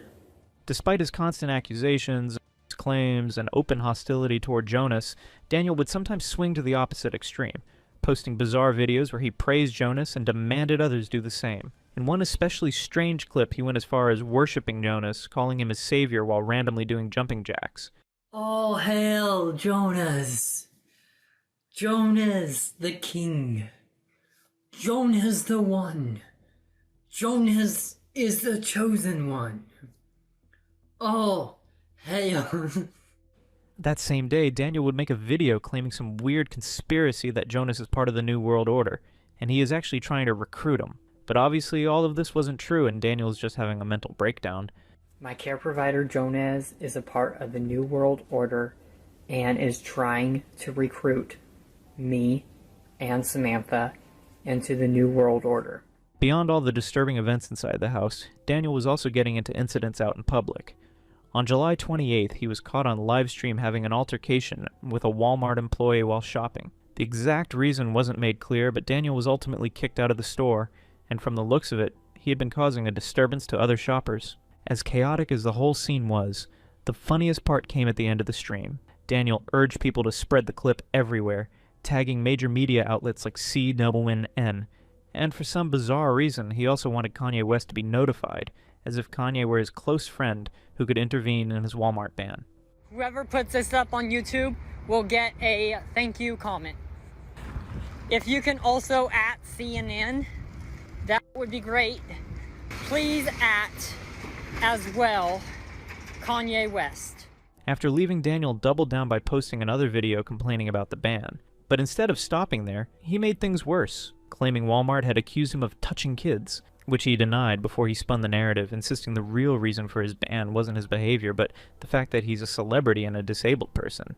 But after Daniel's so-called Walmart ban, YouTuber Papa Gut revealed that the people who confronted him weren't even employees. They were actually trolls. As twisted as Daniel's behavior is, this stunt crossed into uncomfortable territory. The so-called managers were trolls interfering directly in Daniel's real life, pushing him even lower instead of just exposing him online. Barely 2 weeks later, Daniel claimed Jonas had dropped him, and that he no longer had a place to live. He also insisted he was in Los Angeles, but when viewers checked his location, it turned out he was actually in Oakland. From the looks of it, Daniel seemed completely confused about where he even was. This message is for all the people who are wondering. My disability services dropped me, so I'm currently homeless, and I have moved to LA. Although it is not clear why Daniel chose to move to Oakland, many people believe that he was manipulated into doing so by the trolls. And people on Daniel Larson's subreddit was baffled by what these so-called managers allegedly did. One post says, "All of the managers are lying on this Reddit. They told Daniel to go to California. They are afraid of the consequences that comes with their actions." What made the situation even worse for Daniel was that he had an upcoming court case, likely tied to the allegations we already discussed. And if he couldn't make it back to his home base in Denver on time, the consequences could be serious. So whether the so-called managers pushed him toward Oakland or he ended up there on his own, Daniel suddenly needed money fast. That's when he turned to TikTok live streams, begging viewers for donations so he could afford to get back in time. Hello everyone, I have an emergency. I have a court case tomorrow, and if I'm not back, there will be a warrant out for my arrest. Please donate. Unfortunately, this didn't work out for Daniel either, as his TikTok account was banned that very same day for unknown reasons. marking what was practically the 100th time he'd been banned from the platform in 2021 alone. With no money and no way of getting back to Denver, Daniel's closest friend at the time, Samantha, eventually managed to convince Jonas and his wife to step in and help. Thanks to them, Daniel was able to return, and this was confirmed after fans spotted him at the Oakland airport on August 24th, looking visibly nervous. Although Daniel had lied when he first claimed he was expelled from the house, that lie eventually became reality. He fled shortly after a chaotic incident unfolded on November 29th, 2021. During that time, his roommate Gavin, who, like Daniel, struggled with mental health issues, got into an altercation with Jonas and was overheard angrily demanding that Jonas call his mother. This incident only fueled Daniel's paranoia, making him even more on edge and prone to panic attacks. Chaos like this wasn't new in that house, but this time it pushed him over the edge. Just 2 days later, on December 1st, Daniel fled and moved into another assisted living apartment. But Daniel couldn't even last a month in his new home before ending up homeless. This marked the beginning of something far worse. Because if Daniel was already a mess with a caregiver, it is not hard to imagine how bad things would get living on the streets with no support. And that's exactly what happened. His homelessness led to a series of chaotic incidents that not only dragged him further down, but also skyrocketed his notoriety online, making him more infamous than ever before. During this period, Daniel's panic attacks and paranoia escalated.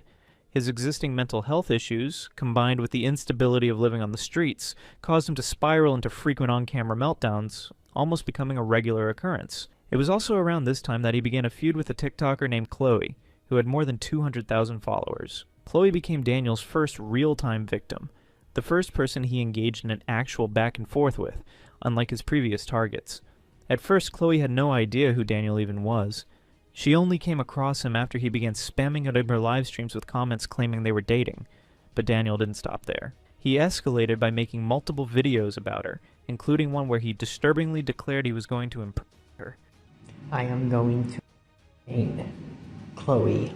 Confused by the whole situation, Chloe reached out to someone on Instagram for help. A screenshot of her DM later surfaced on the Daniel Larson subreddit, and it read, "If you can get it to stop, that's great. The story isn't that exciting. I didn't know who he was. There was a kid in my live trolling me saying, me and Daniel Larson were dating 2 to 3 months ago. That was the first time I heard Daniel's name because he kept repeating it. 3 weeks ago I started getting Larson comments, and I had no clue what it meant. Then people started tagging me in a fake Daniel page, and it kind of blew up the page like 15,000 from zero in a week. And then a day later, I'm getting sent to the video of actually Daniel Larson saying these things, and I'm in shock because I have never talked to him or about him. I just found out about him recently." But the back and forth didn't stop there. A TikTok account under the username at DaniellisonMusic kept dragging Chloe into the mess, accusing her of impersonating Grace Vanderwold as scam money from Daniel. Whether the account actually belonged to Daniel or not was unclear, though many pointed out that both Daniel's main account and this one had gone live at the same time, strongly suggesting it was just another troll creation. By this point, it was obvious the entire situation between Daniel and Chloe was a troll-manufactured drama.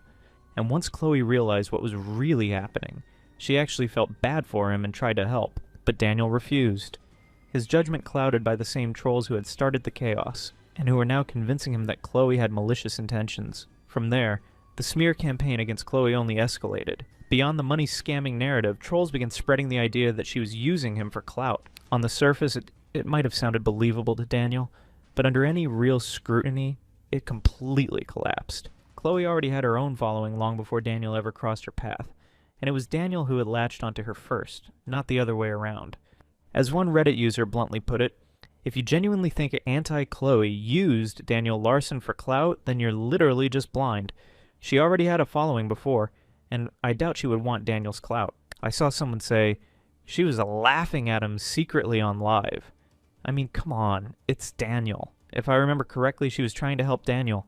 I was in one of their first lives together, and I remember her trying to explain to him that everyone, literally everyone, was trolling him. She even tried to explain how his so-called managers weren't real companies at all, they were just kids.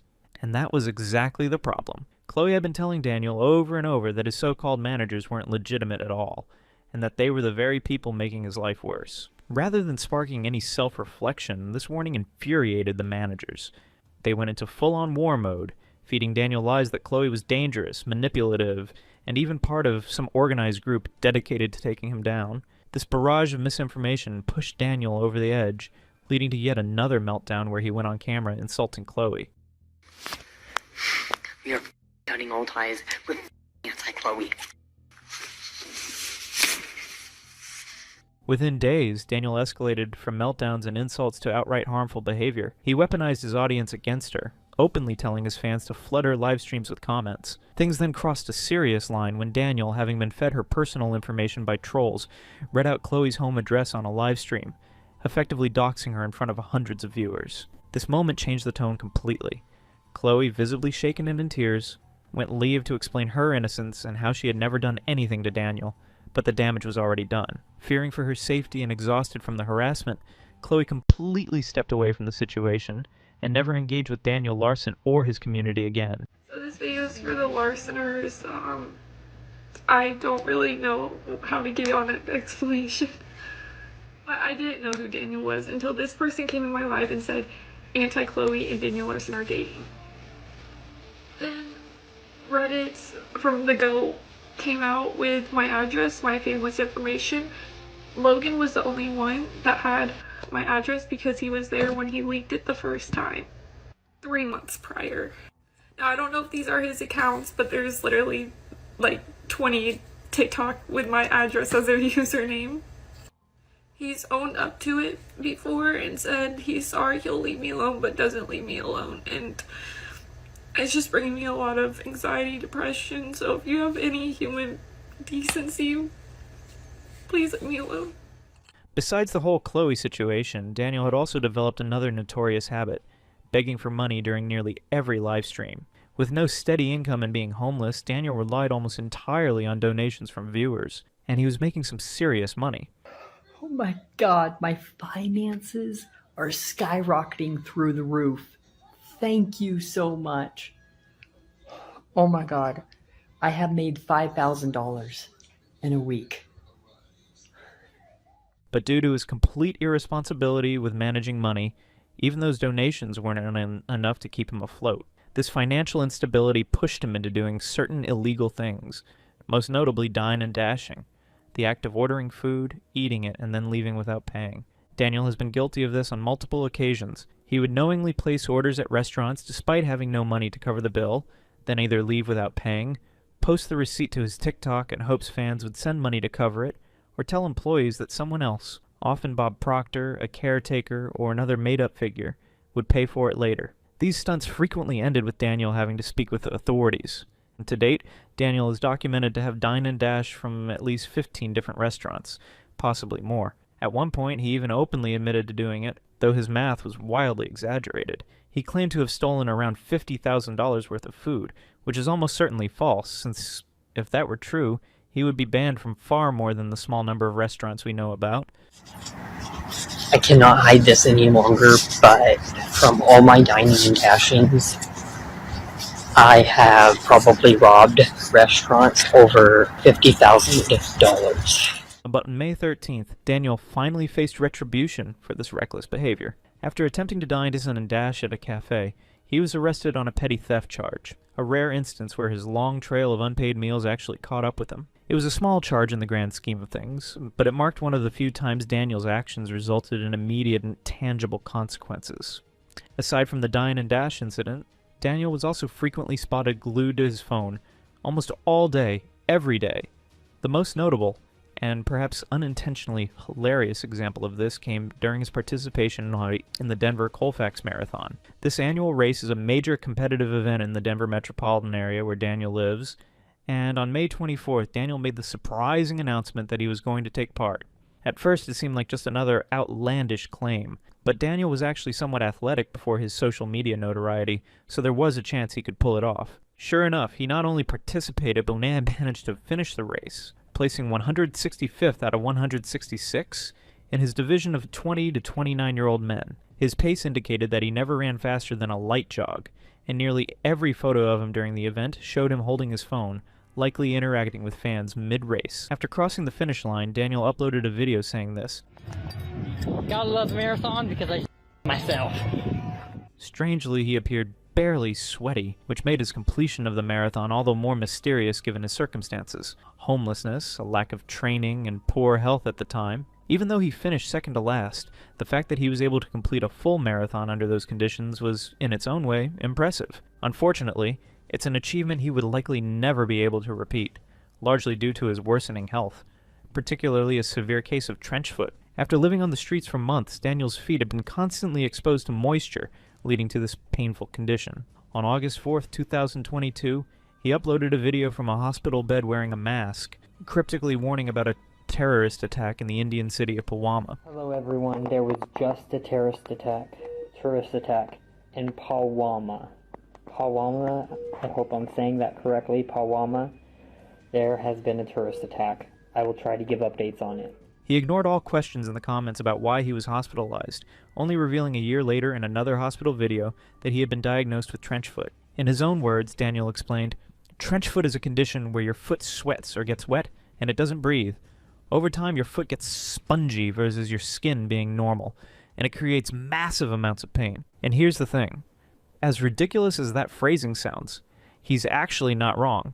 Prolonged moisture and lack of ventilation really do damage the skin and underlying tissue, and a spongy texture is a legitimate symptom. It's just that Daniel's delivery makes it sound less like a medical explanation, and more like someone trying to explain anatomy after skimming a Wikipedia article." Besides the marathon example, Daniel has also gotten himself into trouble over his constant need to charge his phone. With no home, he often loitered in restaurants or other public spaces to use their outlets, which occasionally led to staff confrontations. When no public receptacle was available, he sometimes resorted to trespassing on private property, a habit that quickly caused problems. One such incident occurred on May 12, 2022, when Daniel decided to charge his phone on someone's private property.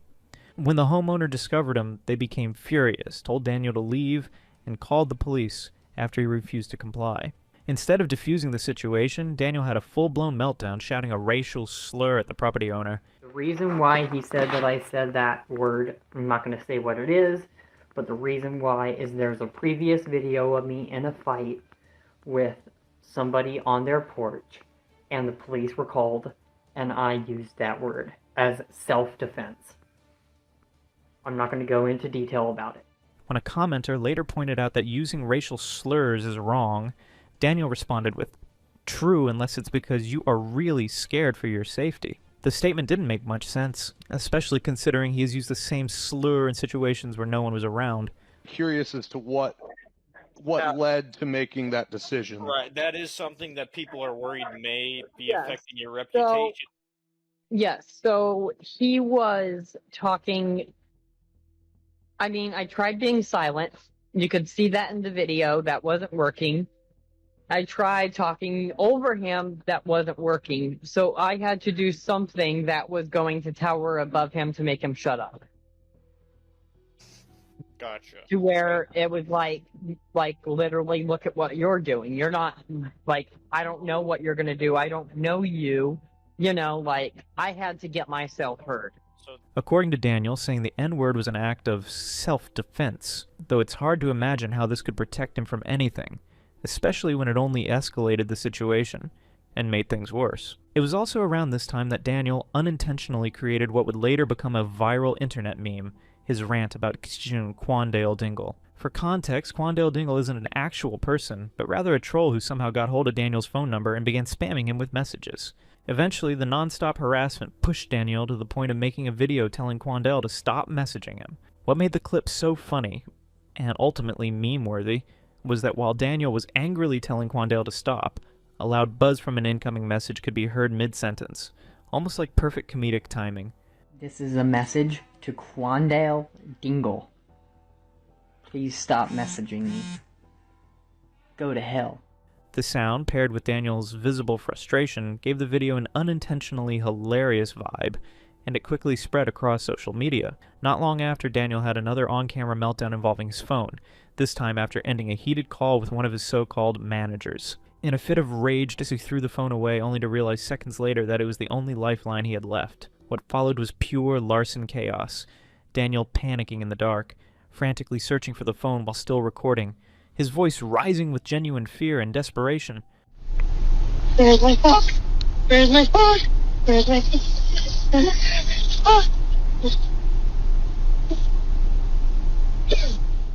But even the phone-throwing panic was peaceful compared to what happened next, involving Daniel's then-case manager, Andrew. In the world of Daniel Larson, Andrew is the default scapegoat for nearly everything that went wrong. As Daniel's disability case manager, Andrew was an easy target for blame, and Daniel already had a long history of volatile interactions with his case managers.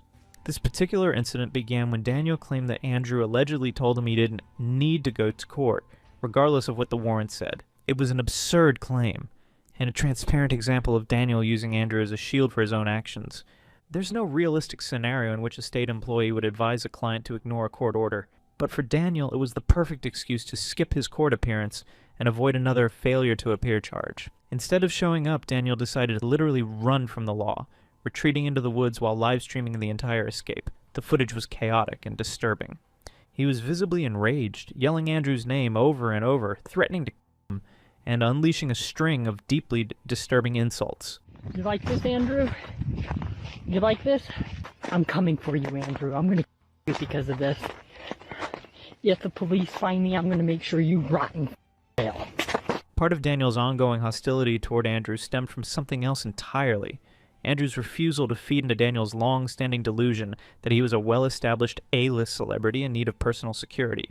Daniel insisted he required bodyguards like any famous person would, despite not being able to afford rent, let alone a professional security detail. One moment in June only deepened this belief, as Daniel was approached by a small crowd who recognized him and asked for photos. The funniest part of the whole exchange came when someone in the group asked why he looked anxious. Daniel, completely serious, responded, "I'm a celebrity." The person shot back without missing a beat, "I don't think so." Who are you running from? I'm a celebrity. I don't think so. Later that day, Daniel uploaded a video explaining the mobbings, insisting that this was his real life, and that Andrew simply refused to believe he needed protection. So I want to make this clear. That last video of me getting mobbed, corralled, fans putting hands on me, cornered up against the fence, and that video I just took.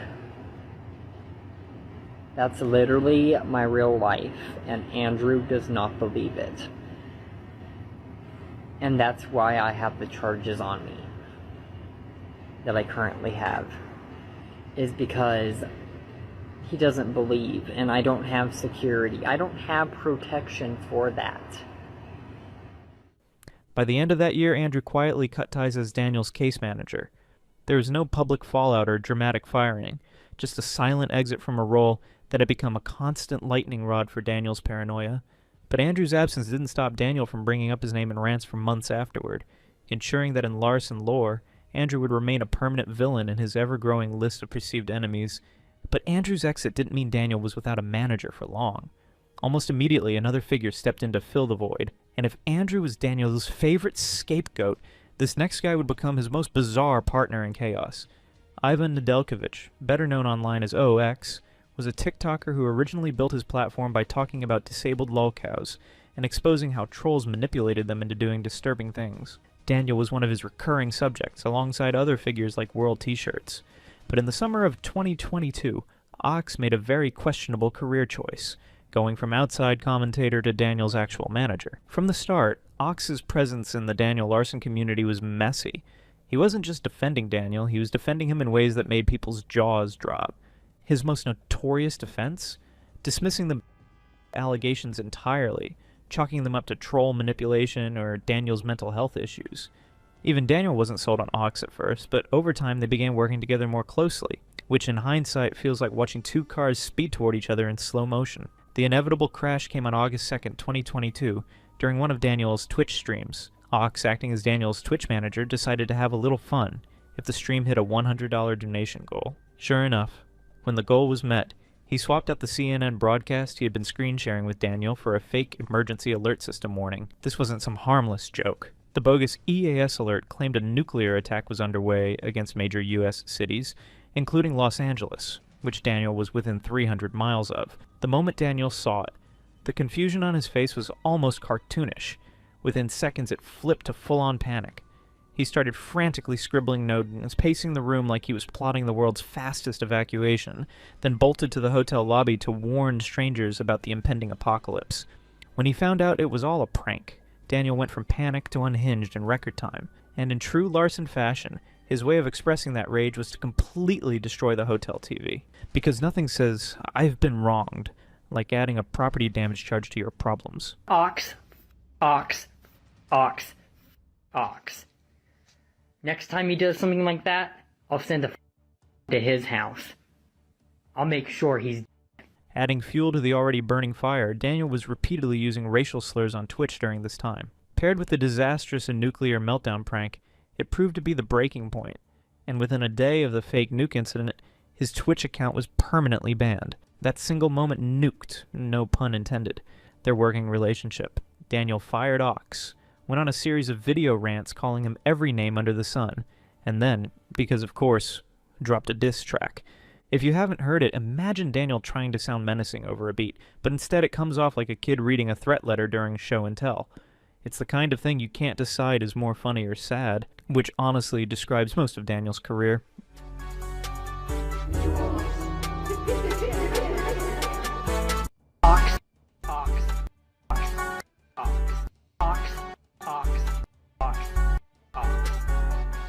Next time he does something like that...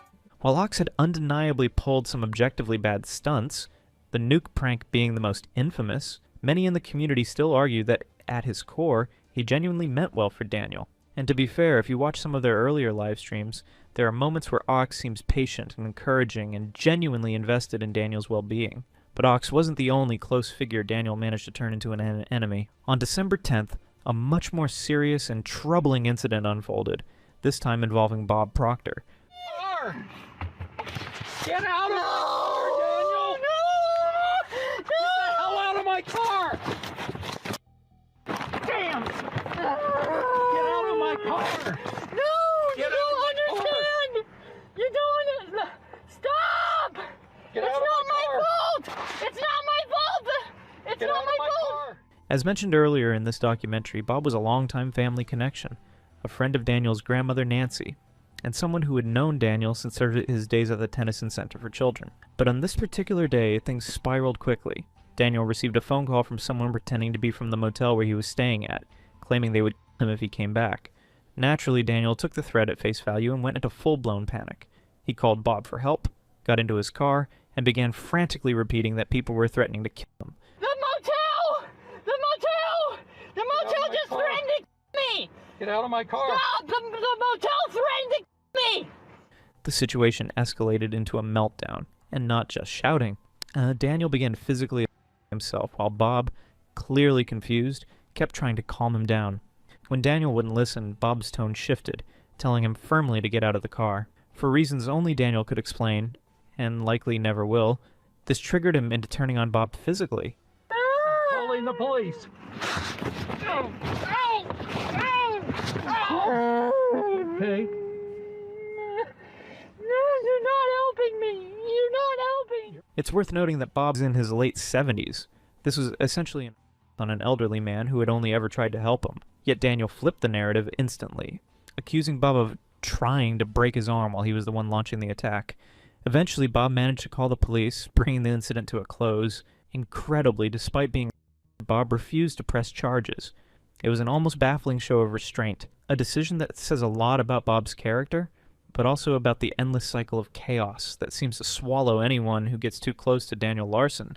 But this wouldn't be the last time Daniel put his hands on Bob. The two had another altercation, this time over something as simple as live streaming. That day, Bob had been kind enough to offer Daniel a ride and even planned to buy him dinner. But when Bob asked Daniel to stop filming while sitting in his car, Daniel snapped. Acting as if he had some constitutional right to live stream inside someone else's vehicle, he told Bob he couldn't tell him what to do. So I wasn't going to film, but since you have a problem with me bringing my phone in the car, okay, now I'm going to film, because that's my legal right. Okay? So, you're causing this issue to yourself.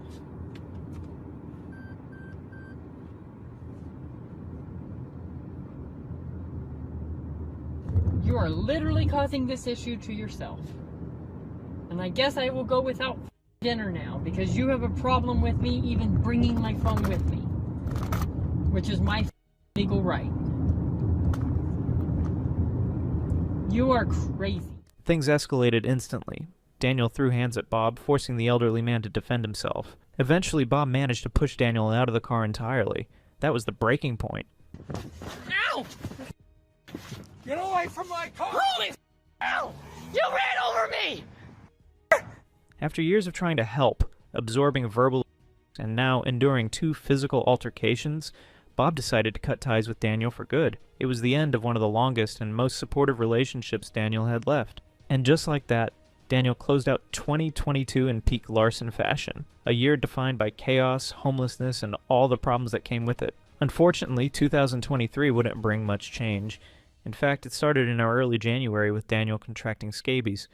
Almost immediately, he began openly displaying the rash to his viewers on live streams, sparking serious concern from those in his community. But beyond his own health, scabies is highly contagious, making Daniel's next moves especially reckless. During this period, Daniel went to Disneyland, riding crowded attractions, and coming into close contact with countless people, including children. He also visited busy public spaces like Panera Bread and Denny's. It didn't take long for warnings about him to go viral on Facebook, one reading. A man from Colorado has recently been seen in multiple places like Disneyland, Panera Bread, Denny's, etc., while making videos saying he has scabies. His name is Daniel Larson. He is homeless and has an online reputation for being a creep. Daniel has also been live streaming and taking pictures of children in places like Starbucks. He has been in the area for just around a week now and sleeps in parking garages. He has been in countless restaurants and public places over the last few days. If you see him, please call the police. Even members of his own online circle began expressing concern about the possibility of Daniel developing a deep infection. He eventually sought medical attention the night after visiting Disneyland and was officially diagnosed with scabies. The doctor prescribed him an $80 medicated lotion, a straightforward treatment that could have resolved the issue within days. Daniel went live on TikTok, received enough donations to pay for the prescription, and then chose to spend the money on desserts at the Cheesecake Factory instead. As a result, he remained untreated for weeks, continuing to risk infecting others while his condition worsened. But Daniel's deteriorating health during this period wasn't just the result of homelessness and poor hygiene. It was also fueled by the sheer number of physical altercations he kept getting himself into. By 2023, his online infamy had gotten so large that trolls weren't content to just mock him from behind a screen anymore. They started showing up in real life, which meant Daniel was having far more in-person run-ins. And if you know Daniel, that's a recipe for disaster. One such disaster hit on April 5th. While on a private Discord call with his fake managers, Daniel was shopping at a bodega when a group of trolls approached him. You could hear the irritation in his voice immediately. Daniel. I've asked you to leave. Daniel. I've asked you to leave. We're on the phone with the police. Daniel. I've asked you to Come on, leave. Daniel. You know me.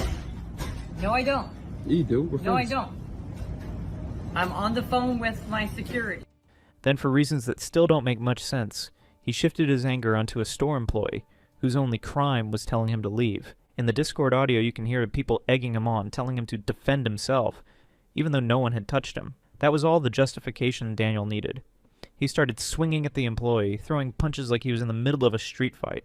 The employee, understandably, back, and a shove sent Daniel stumbling out of the store. Now here's the Larson twist. Moments after initiating the fight, he was outside claiming he was the victim, yelling that the employee had him. He ended up in the hospital with a bloody nose, bandaged up, filming himself in a shaky video from his bed, insisting that it was the trolls who punched him. The reality? They never touched him. The whole mess was 100% self-inflicted. So, this is what I look like after I got by 2 fans in New York City in 2023. In fact, his IRL encounters only got worse. Because he was homeless, Daniel was traveling constantly. New streets, new towns, and plenty of opportunities for things to blow up. The most chaotic and arguably most disturbing came on July 11th, a date that would forever be known in Larson lore as the 7-Eleven incident. Despite having no home, no stability, and no way to even reliably care for himself, Daniel decided it was the perfect time to adopt a dog. He named it Music. This instantly set off alarms across the community because anyone who's followed Daniel for more than 5 minutes knows how ill-equipped he is to care for a pet. So, I am thinking about buying a dog. Should I do that before the apartment? Yeah, we'll see. Maybe we could get a homeless Daniel Larson and his dog arc. Multiple rescue attempts were planned, but the one that actually worked happened just 2 days after the adoption. And Daniel did not take it well. He was inside a Walmart when it all went down, and instead of calmly handling the situation, he went nuclear. In minutes, he had smashed and destroyed roughly $2,000 worth of merchandise. Yeah. I'm not going to just end this. I will completely escalate this until whatever needs to happen happens. Right? Yeah. So, you know what I mean? Yeah, I understand. At that point, I hear security on the phone at the Walmart, you know, the Walmart security, going like, okay, well, he's acting all schizo now. I don't even know what the going on. Yeah. So... Imagine being a random Walmart shopper that day. You come in to grab milk, and instead you're watching a homeless man in full meltdown mode demolish half the aisle while yelling about his dog. By the time police arrived and arrested him, the store looked like the aftermath of a minor riot. What's going on, and then we can go from there. Is this one?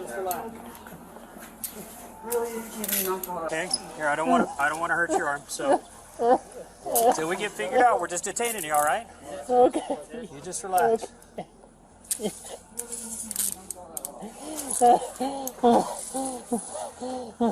It was a perfect encapsulation of Daniel's reality. Impulsive decisions, emotional overdrive, and public destruction, all ending with police intervention. And the wildest part, this time it wasn't trolls baiting him or a stranger in a store. It was triggered by the loss of a dog he never should have had in the first place. The chaos of the 7-Eleven incident didn't stop at Walmart's broken shelves. In the midst of that meltdown, Daniel was also spotted making threats toward multiple people and groups, including the White House and the FBI. And this wasn't uncharted territory for him. Daniel had a history of making threats, even going so far as to call 911 and tell operators that he had a bomb and planned to blow up several locations. I will your house till the day you die! Call the feds on me, you liar! For Daniel, these statements were less about genuine intent and more about grabbing attention. But this time, he aimed his antics at the wrong people. His threats caught the attention of the United States Secret Service, most notably an agent named Daniel McDougal, who began closely investigating him. This marked the beginning of the end for Daniel. The FBI is now investigating me along with the U.S. Secret Service. At this point, the sheer volume of incriminating things Daniel had done could have put him away for decades. Normally, his mental health issues had earned him some leniency from law enforcement. But there's a limit to how many times you can play that card, and Daniel was well past it. And the Secret Service's involvement wouldn't be felt immediately, but a few months later, in September, his behavior would once again bring him face to face with police. This time, Daniel had been manipulated into believing he was officially enrolled at Colorado College, all because he had been invited to a fraternity party. Over the next few days, the students kept up the ruse, convincing him that he had received a full scholarship. The CU University scholarship that I had, and still have, is a full ride scholarship. 6 days later, Daniel took the fantasy to another level. He got into an altercation with a campus security guard after insisting he had a meeting with none other than football coach Deion Sanders. When the guard didn't buy it, Daniel responded by punching him in the face. It was a textbook Larson escalation, an imagined status, a pointless confrontation, and a physical attack that led directly to his arrest. As police took him into custody, Daniel doubled down, loudly insisting he was a student at the college. Yet even after the Colorado College arrest, Daniel was released, and somehow managed to make things worse. Just 2 months later, in November, he found himself in yet another public altercation, this time at a Panera Bread. Witnesses described him as yelling incoherently, acting completely unhinged, and even attempting to attack an employee from behind.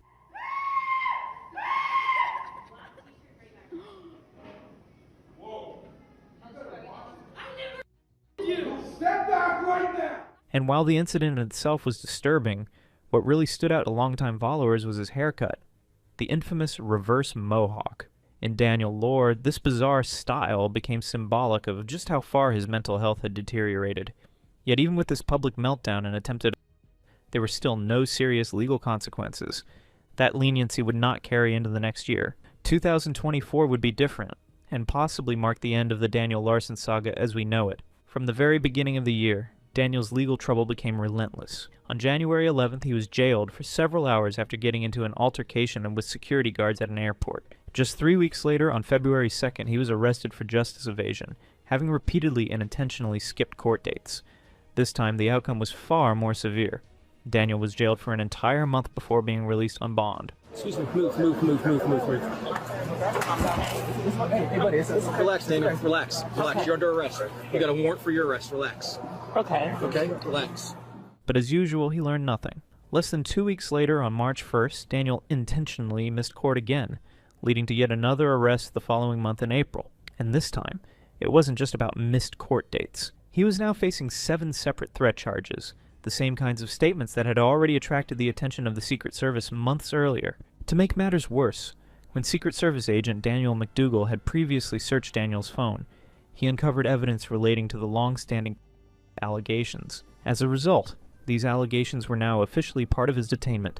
This time, Daniel wouldn't be walking out after a few days. Following his April arrest, he was jailed, and remains there to this day. As the months passed, his situation only grew more serious. In January 2025, while still in custody, his name surfaced in a disturbing way. A Nashville school shooter's manifesto listed Daniel Larson as one of their freedom fighters. There's no evidence Daniel had any direct contact with the shooter, but the fact that his name appeared in such a context underscored how far his notoriety had crossed into dangerous territory. Initially, Daniel was held in a small, relatively unknown facility, but just days later he was transferred to a much larger and far more infamous prison, Englewood FC, known for housing notorious inmates such as Jared Fogle and Thomas Lane. The move alone spoke volumes about the seriousness of his case, and yet, even behind bars, Daniel hasn't changed much.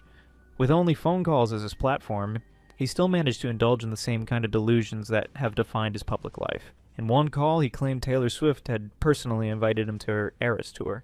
In another, he said Donald Trump had told him he would be his vice president. What's telling here is that these aren't statements pulled from troll scripts or live comment manipulation. These are things Daniel is saying entirely on his own. But that could also explain the collaboration that Taylor Swift wants to do, because she wanted me on her Eras tour, and I turned it down because I was homeless. And I really shouldn't have done that. I straight up told her, like, I can't confirm anything because you're not, showing yourself on camera, you're not doing anything. And so I don't know if I can confirm who you are. Yeah. And so I turned it down, and sure enough, I found out like a month later her Eras tour was actually a real thing, and I was like, what the hell?